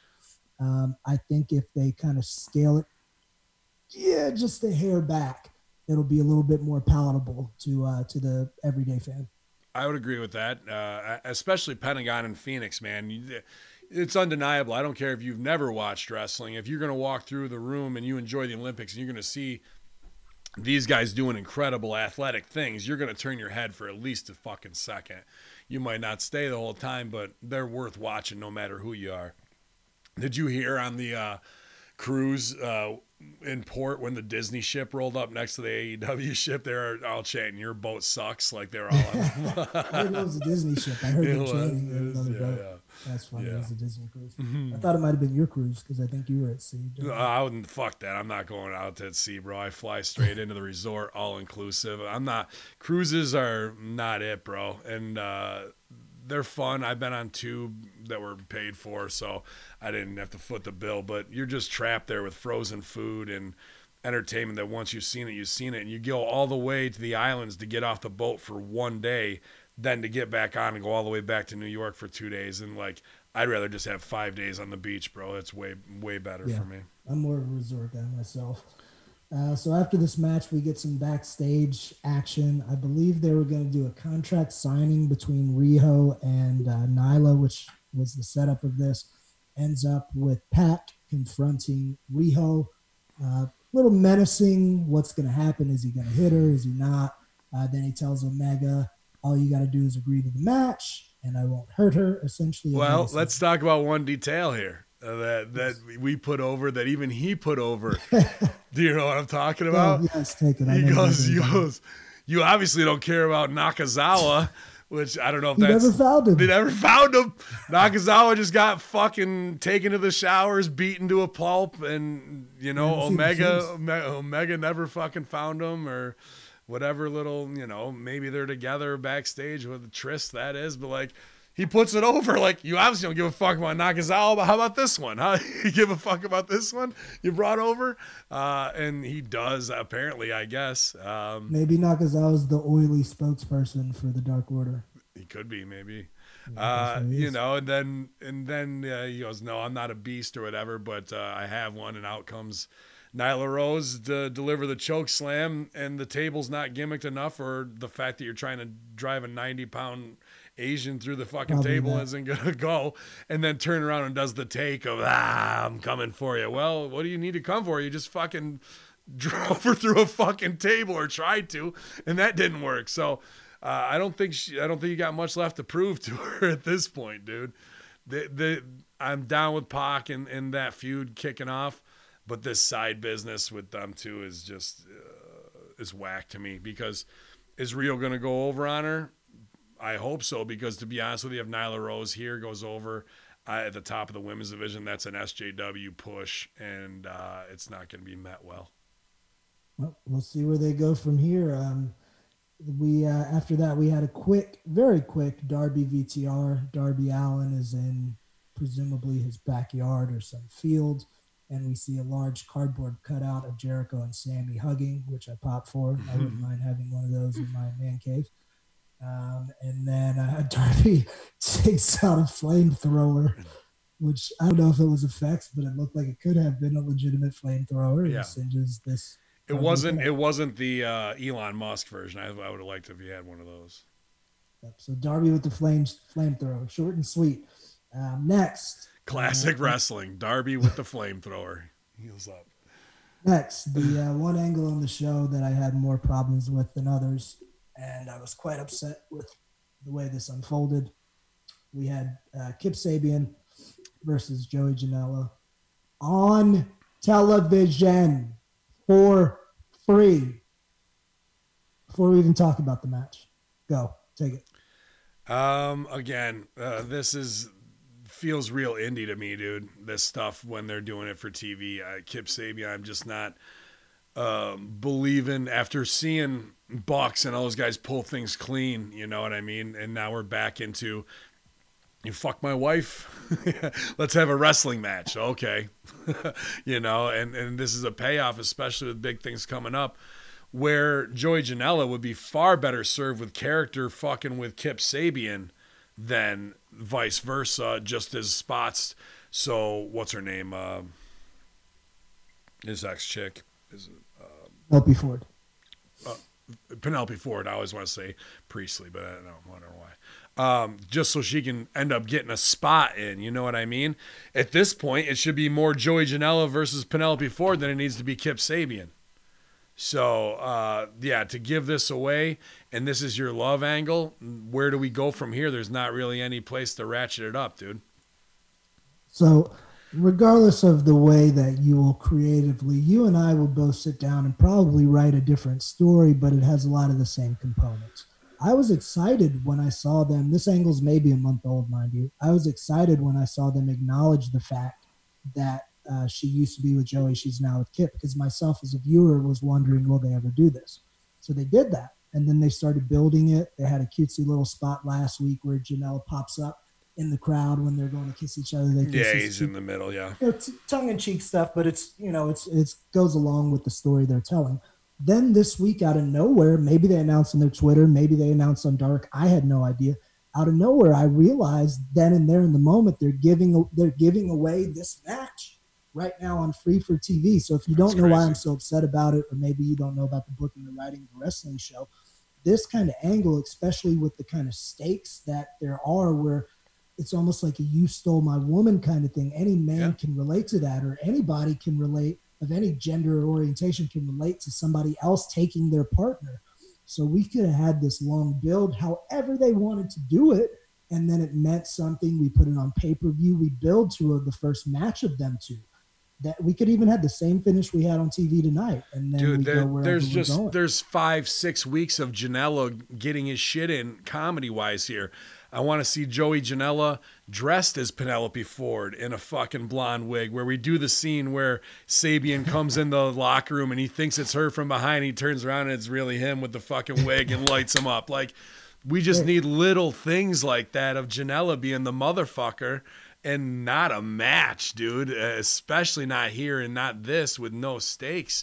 Very, very wrong booking. Them both. I think Joey Janela, he got beaten like a drum in the first half, and I think it kind of hurt his star a little bit, and then it looked like they were trying to recover it. They're trying to give Saban something to do now, but I think them two together at that point in time on TV kind of hurt both of them.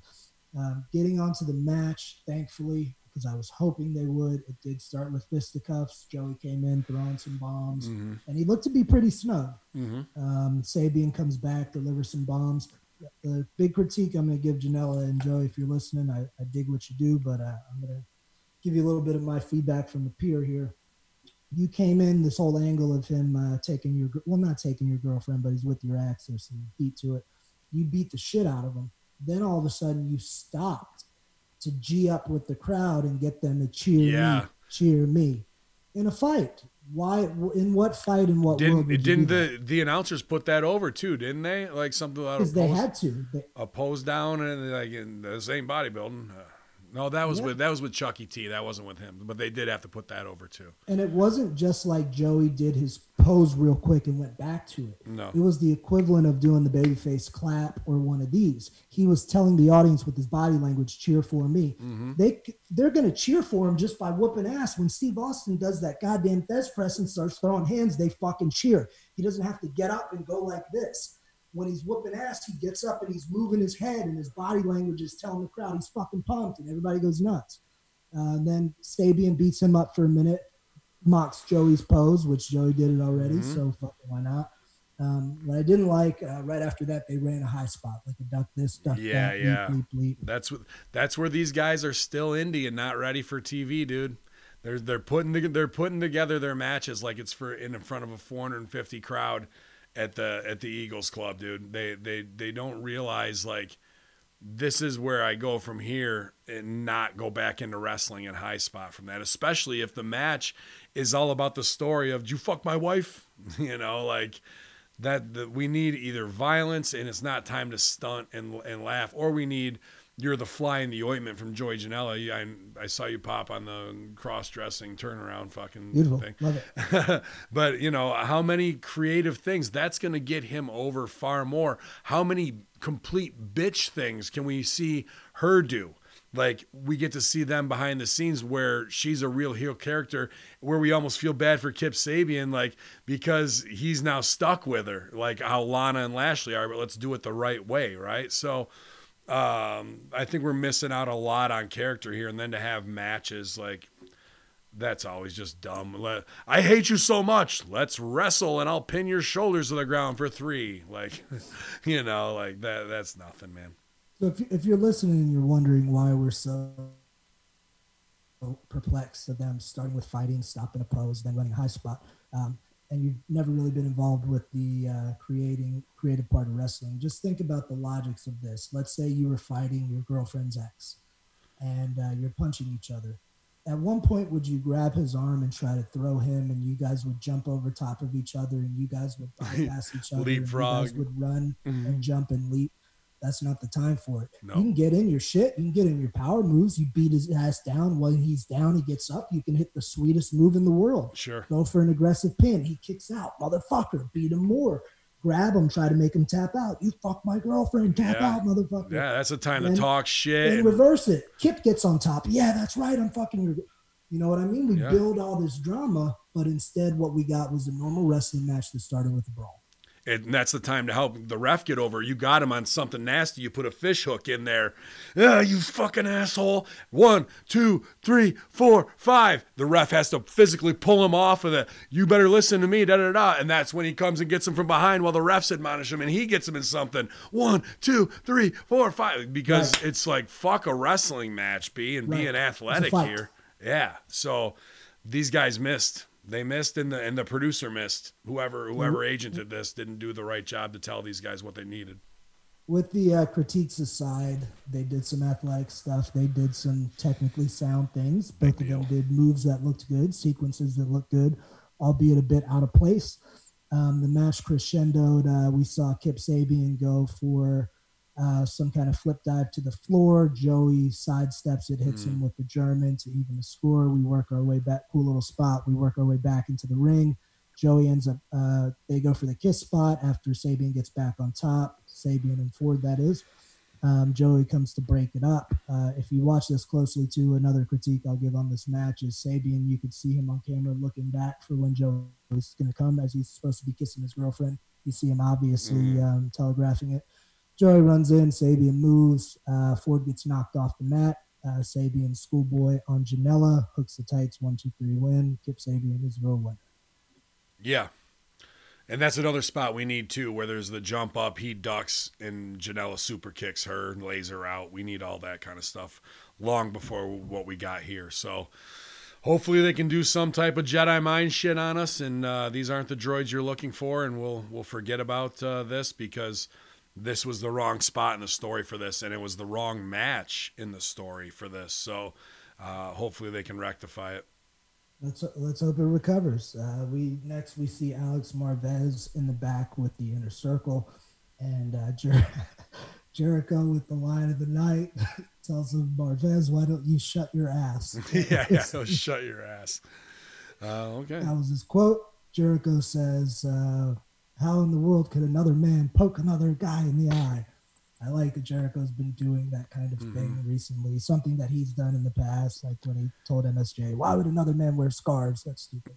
Yeah. He turns it over to Santana. Santana sells the eye. He's got it bandaged up. He challenges Moxley. He says next week it's eye for an eye. So it looks like we got John Moxley now is going to face Santana. Do you think we're going to go, in the land of the one eye or the land of the blind, the one eye man is king, or an eye for an eye leaves everyone blind, and we're going to end up with a classic Moxley versus Jericho, where Jericho will have one eye blind too, and then they're going to do blindfold match, and we'll have the classic. That could be good. Also, another way that could be good is if somehow before they get to the pay-per-view, that other eye gets hurt. Obviously, you can't have two eye patches. Yeah. But his other eye gets hurt. We do double fireball on each other, and they're both fucking blind. Yeah. But imagine this, though. Something happens to the good eye of Moxley. Yeah. It's not going to be patched because it wouldn't work, but something happens to it where he has 30% visibility. Now he's essentially got to fight Jericho blind for the title. Right. Great odds for a babyface. So that would be pretty cool. But we can have the double fire gimmick, and they can both fucking have the Rick Martel, Jake the Snake. The classic. I love that one. Power loves that one too. Power, I was just thinking that's Power's favorite fucking match, dude. You gotta do nothing, and I think those guys could pull it off where they would come along with it. I think that AEW crowd would be vocal. They'd be going nuts for it. And they wouldn't have to do shit, and it'd be a goddamn good visual. And then Moxley can fucking be faking it and pull the fucking patch up that he gets and see where he is and fucking go over there and get on him, right? Like, all that shit. Following this, we get a very quick Dark Order vignette that looked like a medicine commercial. I thought I was watching. Sorry, I just got to keep going. I got to keep going. What if they fucking Moxley had a squirt gun or something with like lemon juice in it, or fucking even tear gas, hot sauce, and he sprays all of them, and then the next week everybody in the fucking Jericho crew is all fucking blind. We have a whole press conference where everybody's eyes are fucking taped up and fucked over. I think that's just a funny ass visual to me, where I feel like that's the cool shit where they need to be ribbing the biz. Instead of doing the old thing, now the whole crew. I like the old thing though. That's I do too. Differ. But we end up after that, like say Moxley beats Jericho and they all come in and he's got something, whether it's pepper spray or whatever it is, or the hot sauce, and he gets them all. Swagger, Sammy. Now just that next week that they're all blind is fucking hilarious to me, dude. I just want to see small things get absurd like that. Fuck, last week Moxley beat up 10 men, so it's not out of the question. That's true. The Bronx gangsters not as tough as they used to be in the fucking Bronx. They're sure not, especially big old Jack Swagger. He's having a tough time getting the better of these goddamn baby faces. Man. So we go from this to a commercial for the Dark Order that looked like a Viagra commercial or something. I thought it was legit. Yeah. I was like, oh, did you think the same thing? Yeah, I like this stuff. This is all we need from them. To tie that quality of post-production work to the in-ring visual of Team Under Armour taking their masks off. One does not feed the other. It doesn't look good. I agree. But yeah, they have been doing real well with these VTRs. I agree. They can figure out the in-ring part soon. This takes us backstage with the Young Bucks confronting Paige. Paige has a cup of beer. Bucks yell at him for not tagging. Paige just says he tried to tag, which I thought was pretty funny. I think one of the Jacksons took his cup of beer away, or somehow he lost the cup. Yeah. Then it shows him grab a pitcher. Yeah, so he's drinking out a pitcher. Yeah. I mean, it's character. That's the thing. The drunk cowboy, and without being a fucking wasted and whatnot. Like, I like that he's the independent dude, man. And I think I wouldn't mind them pushing him away to where, is he with us anymore or not? And then when it comes time for the cavalry to run in, here he comes, and he's there to support his boys. You know what I mean? He's still a badass motherfucker, but he never really does heel out and change on them. Like he's always going to be there. I'd like to see that too. You know, it's got a lot of room, got a lot of meat on the bone with that angle. From there, we had our matches announced. Those announced next week. We'll see the women's title match, Nyla versus Riho.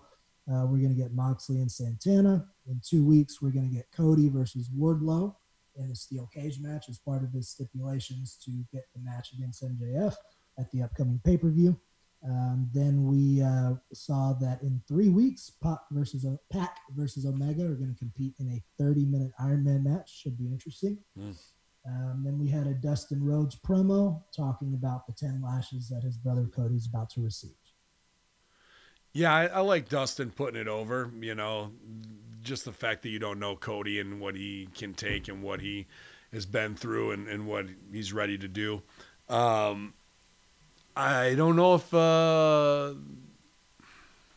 it was the best use of him during the scene. I think there was more there where Wardlow could have laid him out and all that kind of shit. You know what I mean? Mm-hmm. Like to really get even more heat on the dudes. But going into this main segment, it was pretty goddamn powerful. You know, real. The promo was real. It kind of felt. Yeah. It was good. We left this out earlier. We did have a VTR with Taz where they asked him how he felt about it. Taz was good too. Yeah. Taz did a good little promo. Talked about MJF going. What I liked with Taz was he was almost shooting on the audience like, you don't know what the fuck you're ready for in 2020. I seen this shit in 93, 94, 95, 96, 97. Some serious violence. We've gone away from that in wrestling. Are you motherfuckers ready to witness what you think you want? Because I don't think you are. And that I like that. That put it on the crowd. That didn't just put it on those guys. That was a really good promo. Yep. So now we get to the main event segment of the match that everybody's been waiting for, the 10 lashes, Cody Rhodes versus MJF. We have a play-by-play of this we'll go through. But before that, I will say this segment to me, we may differ on this creatively. As weird as it sounds, this segment to me was pro wrestling. It was violent. It was emotional. It was brutal. It had stakes. It had everything you love about the industry of pro wrestling. Pro wrestling doesn't always happen within the confines of a match. There's a lot of things that happen that lead to the match that gives you this big payoff. But I was a big fan of the angle, the 10 lashes thing. I felt for Cody. I wish brother wouldn't have had to get his ass whooped with the belt, but I'm sure it was his fucking idea. But I loved it. I thought it was pro wrestling. I thought it was emotional, gritty. I thought it got so much heat on MJF. So much sympathy on Cody Rhodes. Before we do the play-by-play, what'd you think? I really liked it too. I maybe would have shortened it up in length, but then I look back at it, and it just gave everybody, by the fourth shot, the ability to start really acting in between, in the beats, and the intestinal fortitude, the guts to get back up. Who's going to come and motivate him by the time we get to 7, 8, 9, and 10? And where's he got to dig in order to do that? I thought as far as going up the mountain and building, it definitely was excellent. And it was the best acting without saying anything. I say this all the time. The best acting we do is when we say nothing at all. Not just from Cody, but the surrounding players having to sell for it, and MJF's frustration as he gets closer and closer to the top of the fucking mountain, where MJF already thought he had him beat mind games wise by strap number 4. There's no way he's making it. So everybody got to turn up the volume in this little by little by little by little by little. And I didn't see anybody in that scene where it came off as phony fucking middle school acting to me. So I thought it was really, really well done, man. And you being a performer, you know this. It is difficult to display genuine emotion and tell this story of what's happening to people without using words. And one of the beautiful elements of pro wrestling is people don't realize this, but that's what we do during the confines of our match. Mm-hmm. They didn't even have a match to do so. Like Ben said, they had to literally show you we had a few words of dialogue in between, but I'd say there was maybe a minute 20 of dialogue and 11 minutes of just facials, just character acting. Yeah, and we connected with it because it's real there.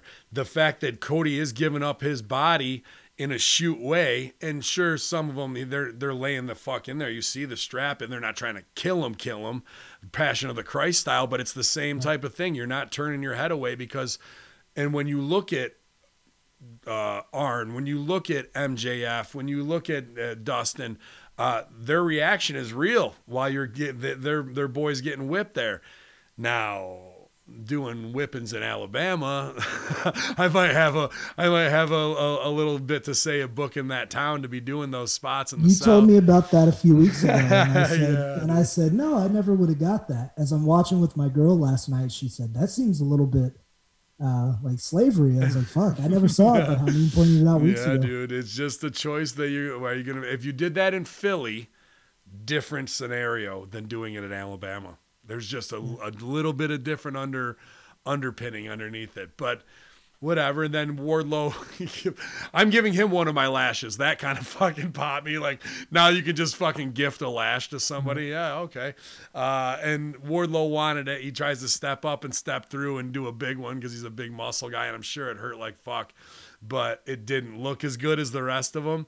Sometimes with these things, you just gotta not go overboard. You just gotta stand there and do it, and it looks better. So he had his shot. It didn't look terrible, but it didn't look as great as it could have. It didn't have the pop of the rest of them.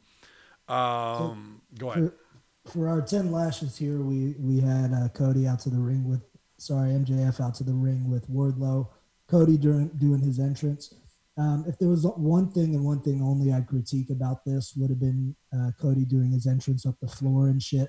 I would have rather maybe even not even had music. I would have rather Cody just come out to the ring and face the music. No pomp and circumstances. Yep. He comes out all business. Let's just get this fucking over with. Sure. I don't think he needed the fancy entrance. I agree. But he did the entrance.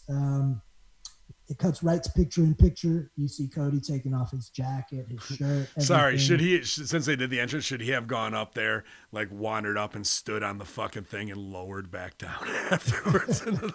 Yes. All right. Because I was pissed that he's in there and they're on fucking picture in picture. So yes, I'm happier with that. So you see MJF pull off his belt or grab his belt, and he says no, he doesn't want to mess up his expensive belt. Demands Cody to give him his.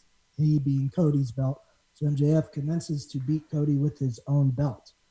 After one lash, we had the heels come out to watch. Old school style where all the heels are friends. I thought that was an interesting point. Kind of cool. Cody sells it. Did a fucking phenomenal job selling this the whole time, but it's easier to sell when it really hurts. MJF goads him into hitting him. Cody can't do it or there's no match. After 3 lashes, Arn comes out. He's the first of Team Nightmare to come out and hit the ring.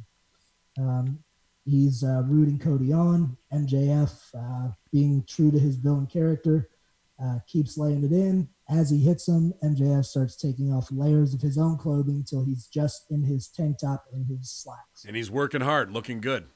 Yep, he looks great. Dustin Rhodes comes out and asks MJF to give him the lashes in place of Cody. So good. Yeah. MJF refuses and tells him, no, he's got to do it. You can't do it. Like, what big brother wouldn't do that for their little brother? Sure. You know? So beautiful storytelling. 7 lashes, out come the Young Bucks to encourage Cody. They're saying only 3 more. Get your ass back in there. We had a brutal one on the 9th one. It goes to Wardlow. Didn't look that great, but I know as being a performer who's been whipped how bad it hurt. So I fucking cringed. I felt for Cody, and I thanked God it wasn't me. Finally, before the last one, we had his wife Brandi come out. We specified how that would have been far more emotional if there were no Nightmare Collective. But aside from that, she came out. It was an emotional moment. His wife was there. He took his 10 lashes like a man, and the babyface is running to check on him. MJF kicks him in the balls and runs like hell as the babyfaces try to grab him and leaves through the audience. Yeah, it was a good exit, man. After all that insult to injury, so welted up. He really took the right amount of time. Not too long, not too short. Once his wife came out there, you see his hands are all gigged up and shit. She holds him. He pulls his head up slow. Caesar agrees that I got to do this for father, country, and my family, whatever. And it was just the right amount of that final push to get me to be the man that I am in the face of this little shady motherfucker. The one across the chest didn't look too fucking fun. That was for sure. And I'm sure once that water hit his back this morning, he was about it too. So Piper took pretty good care of me. Again, I wrestle in a singlet and a t-shirt because I've never been in a fight ever where I was like, hold on, let me strip down to my underpants and boots before I fight you, unless I'm fighting Randy. But, you know, so maybe I'm a little more protected and a little more body fat.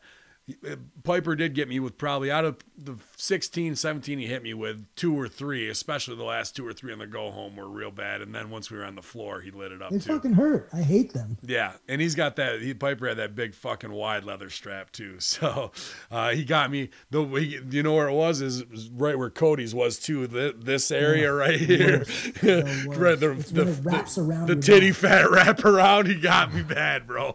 He got me on her. It made a hell of a snap right there. So I mean, it's Piper. I'm taking that all fucking day, twice on Sunday. So.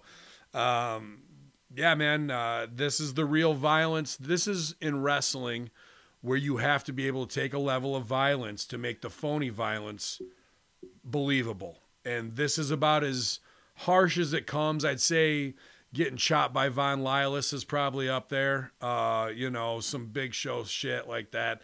But I love this kind of stuff, even though it is masochistic or what have you, because it makes everything else much more real. You can't, someone who goes, wrestling's fucking fake. Well, we'll say it again. Outcomes may be predetermined, but violence is very fucking real. Go look at Cody's back and tell him how fucking fake it is today. And then if you think it is, then please let me whip the piss out of you 10 times with a belt, and we'll see how fucking phony it is.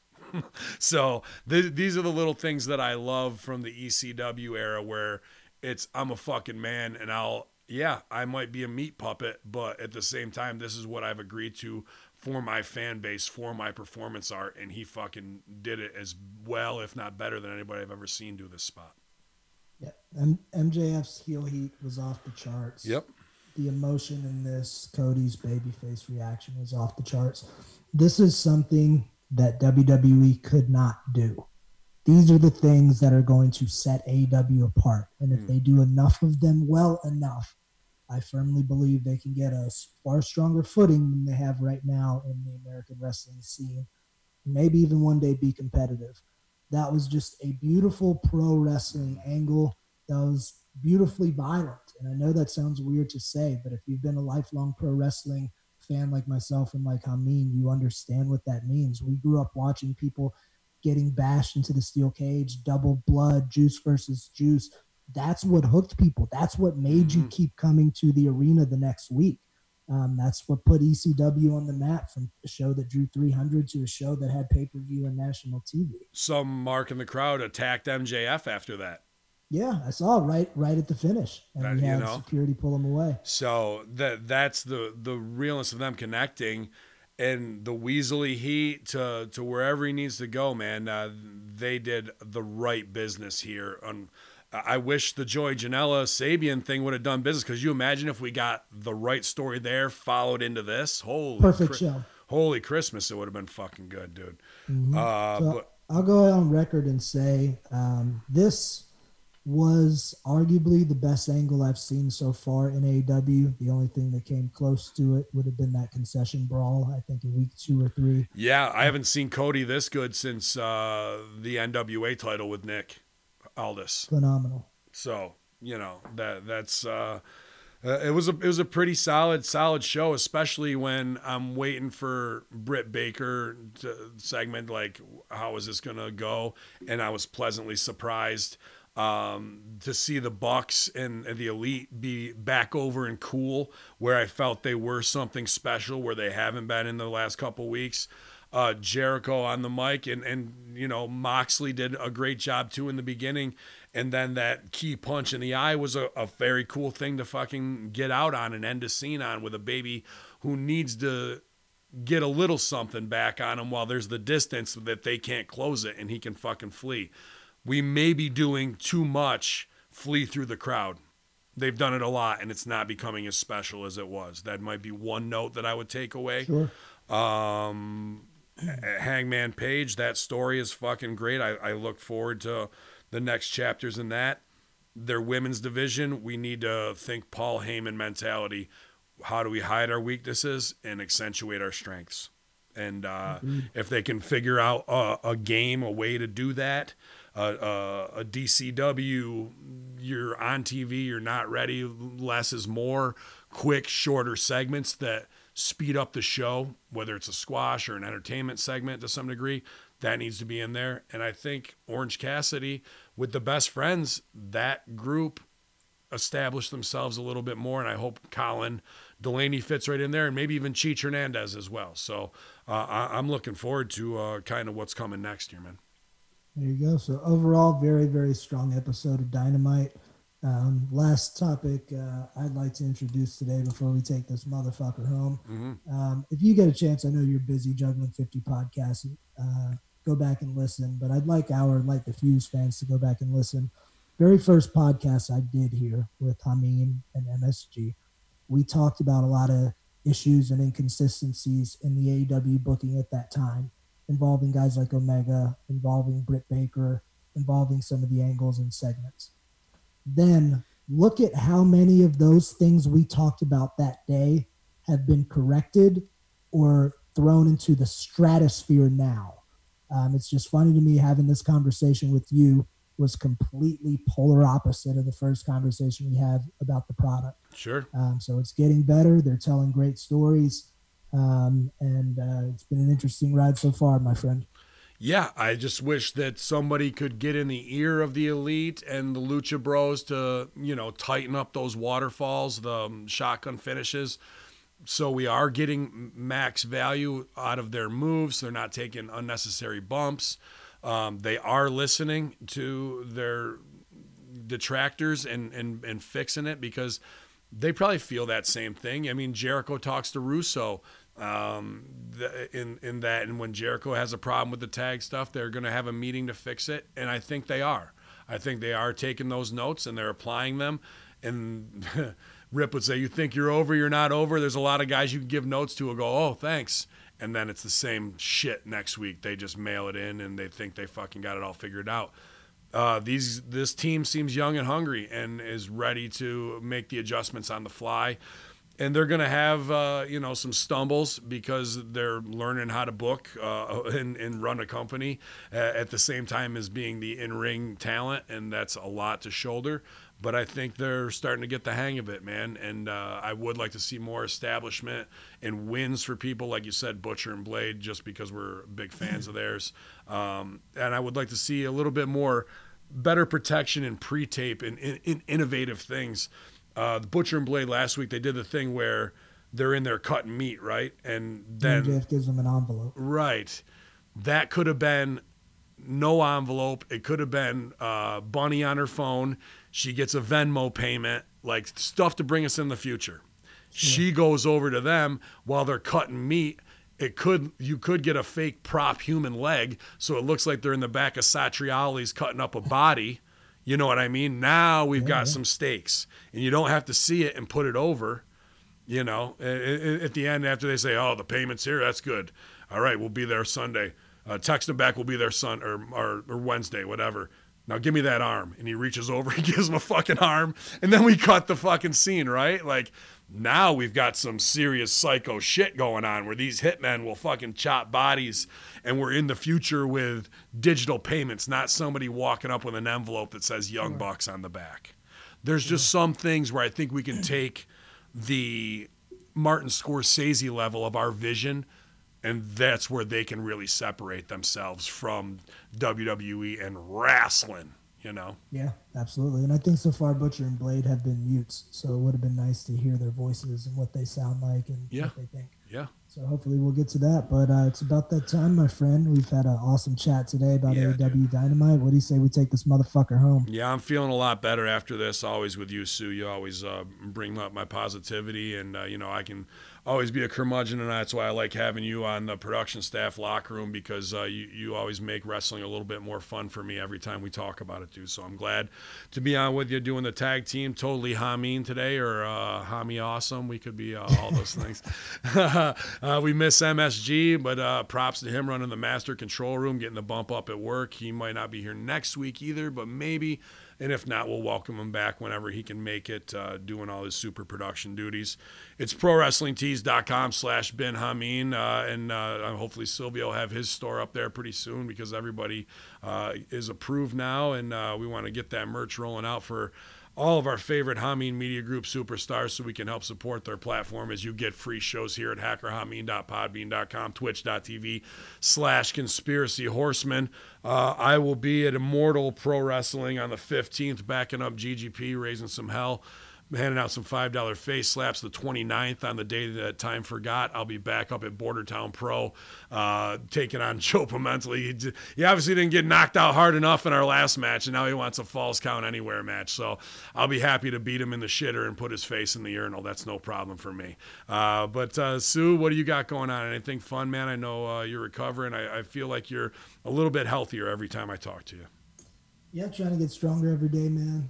Just trying to stay positive, listen to the doctors, and my girl's been awesome being there for me. Can't thank her enough.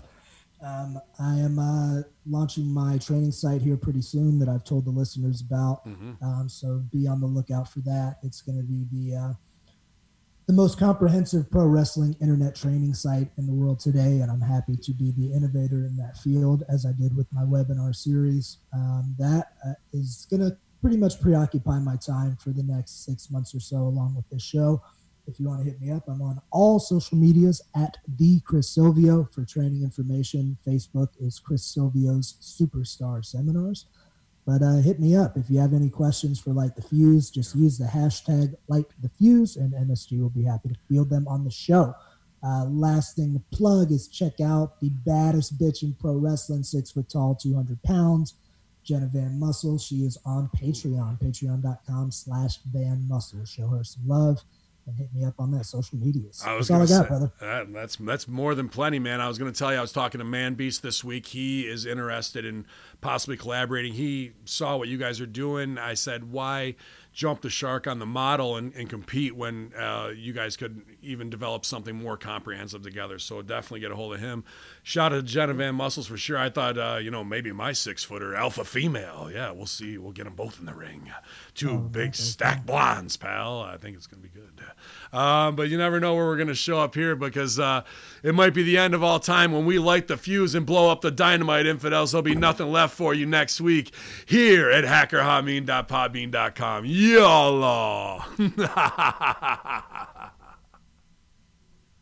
Wrap. All right, buddy. Thank you, man.